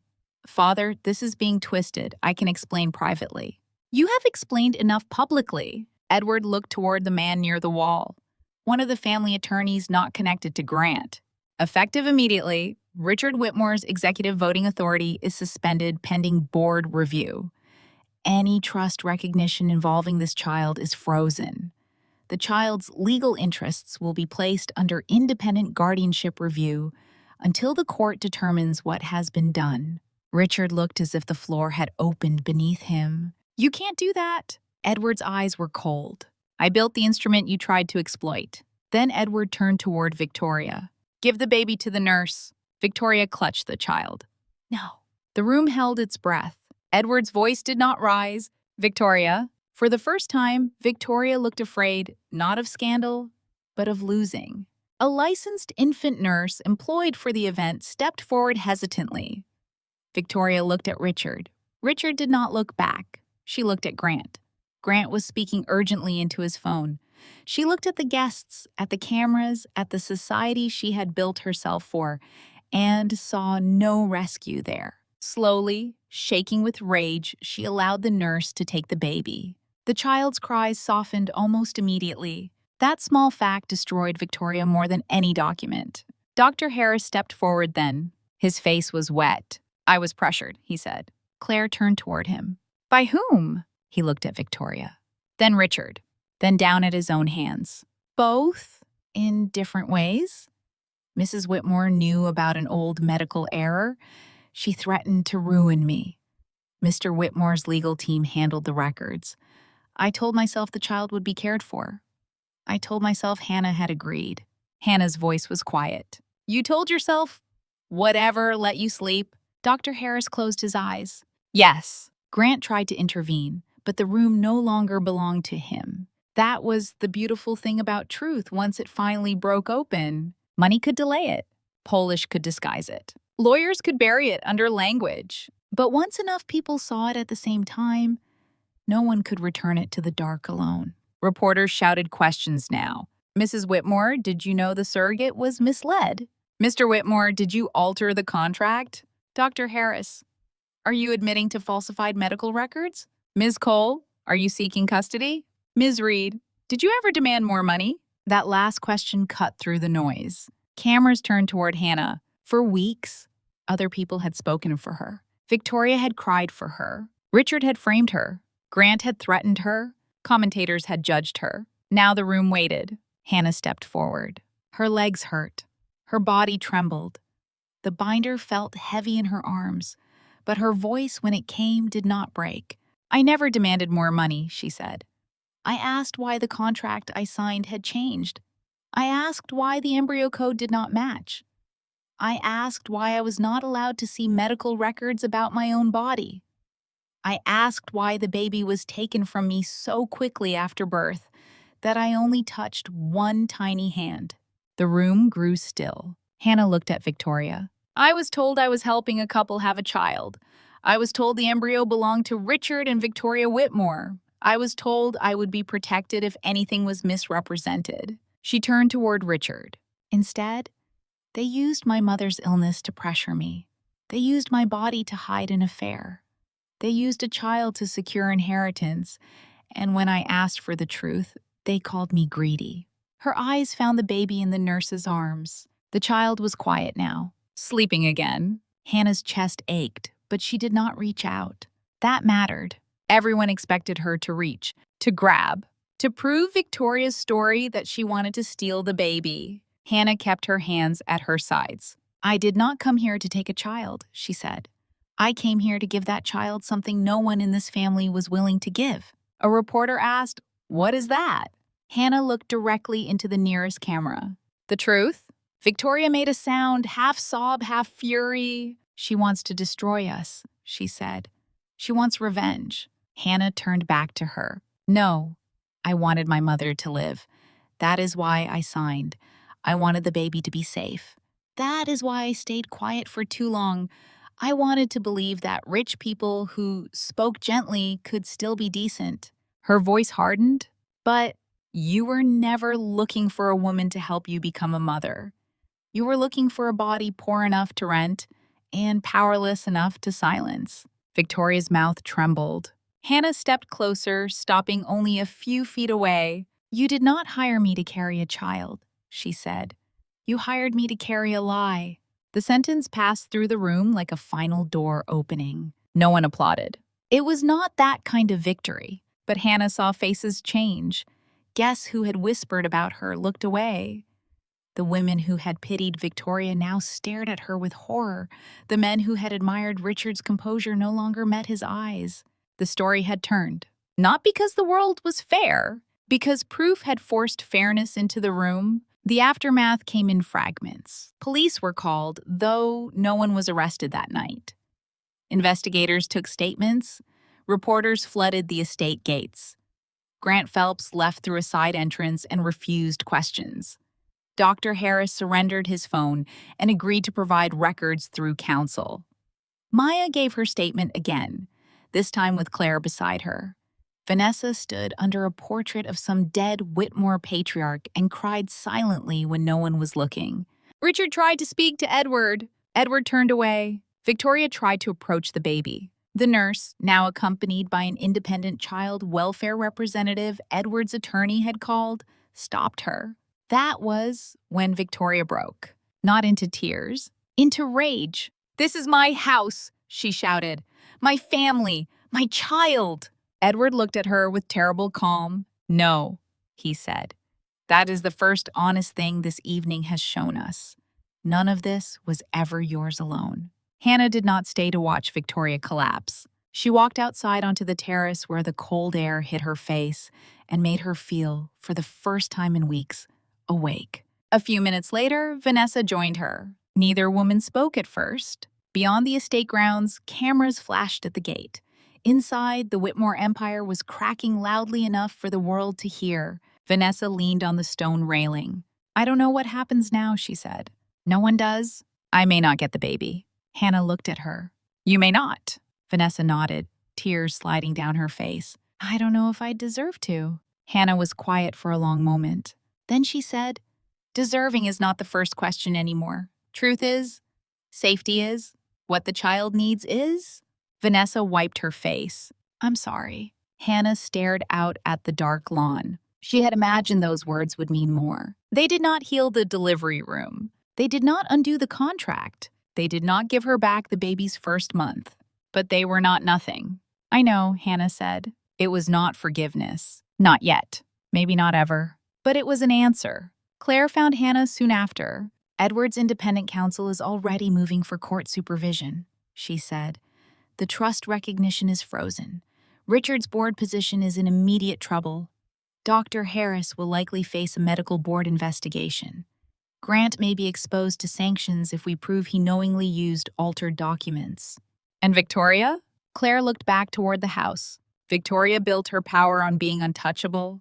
Tonight she became evidence. Hannah closed her eyes. For so long, she had imagined victory would feel like fire. like triumph, like the kind of satisfaction that made suffering make sense. But standing there, she felt only tired. Tired and free, not fully, not legally, not permanently, but enough to breathe. 3 weeks later, Linda Reed left the hospital. She did not leave because the Whitmores allowed it. She left because an emergency medical relief order, followed by settlement pressure and public scrutiny, forced funds to be placed in escrow for her continued care. Claire said the civil case would take time. There would be hearings, investigations, depositions, ugly headlines, and more attempts by the Whitmore side to shift blame. But the first battle had been won. Linda came home in a wheelchair, wrapped in a blue coat Hannah had bought from a thrift shop and washed twice until it smelled like lavender. Their new apartment was smaller than the Whitmore place. Older, imperfect, with a radiator that clanked at night and a kitchen window that stuck if pulled too hard. But every key belonged to Hannah. No driver waited downstairs. No assistant sent schedules. No one entered with an emergency key card and called it protection. Linda sat by the window that afternoon, watching light move across the floor. "You look different," she told Hannah. Hannah unpacked medication bottles into a cabinet. "Exhausted?" "That too." Hannah smiled faintly. Linda studied her daughter. "No, you look like someone who found her way back to herself." Hannah stopped moving. For a moment, she could not speak. Then she crossed the room and knelt beside her mother's chair, resting her head against Linda's lap the way she had as a girl. Linda placed a thin hand on her hair. Neither of them mentioned the baby. Not then. Some griefs needed quiet before they could survive language. A few days later, a letter arrived. No return address. Hannah knew the handwriting before she opened it. "Vanessa." The letter was short. "Hannah, I do not know what kind of mother I can be. Maybe the court will decide I am not ready. Maybe they will be right. I have to live with the fact that I helped create the lie that hurt you. But I want you to know this. If that child ever asks who first fought for the truth, I will say your name. Not mine, not Richard's, not Victoria's, yours. I am sorry for the part of me that stayed silent. Thank you for being braver than all of us. Vanessa." Hannah read the letter twice. Then she folded it and placed it in the same drawer where she kept the original contract copy. Not because Vanessa had earned a place there, because the truth had. Later that evening, Hannah saw a photograph in the newspaper. Not a society page portrait. Not Victorian silk. Not Richard smiling behind her. It was a simple image taken outside the courthouse. The baby in the arms of an independent guardian ad litem, face turned away for privacy, protected from the cameras by a plain white blanket. The article beneath it said custody and guardianship questions would be handled under court supervision. Vanessa had petitioned for parental consideration. Richard and Victoria were under investigation. Edward Whitmore had stepped back from public life. Dr. Harris's medical license was under review. Grant Phelps's office had declined to comment. Hannah looked at the photograph for a long time. Her chest hurt. It probably always would in some quiet corner. But the pain was different now. It was no longer trapped beneath someone else's story. Linda wheeled herself beside her. "Are you all right?" Hannah folded the paper carefully. "I don't know." Linda nodded. "That's an honest answer." Hannah looked out the window. The city lights shimmered through the glass. Somewhere beyond them, the child existed, not as Victoria's miracle, not as Richard's heir, not as Vanessa's mistake, not as Hannah's wound. As a child, a person who would one day deserve the truth before any name, trust, scandal, or contract. Hannah had not kept the baby. She had never truly expected to, but she had kept something the Whitmores had tried to take before she even understood its value. Her voice, her name, her right to say what had been done to her. The Whitmores had believed they could rent her body, buy her silence, and turn a child into the key that unlocked an empire. They had believed poverty would make her obedient, motherhood would make Victoria untouchable, and law would make lies official. They had forgotten one thing. A woman who has already been robbed of everything no longer fears the thieves. And Hannah Reed, once chosen because she was desperate enough to sign, had become the one person they could not pay to disappear.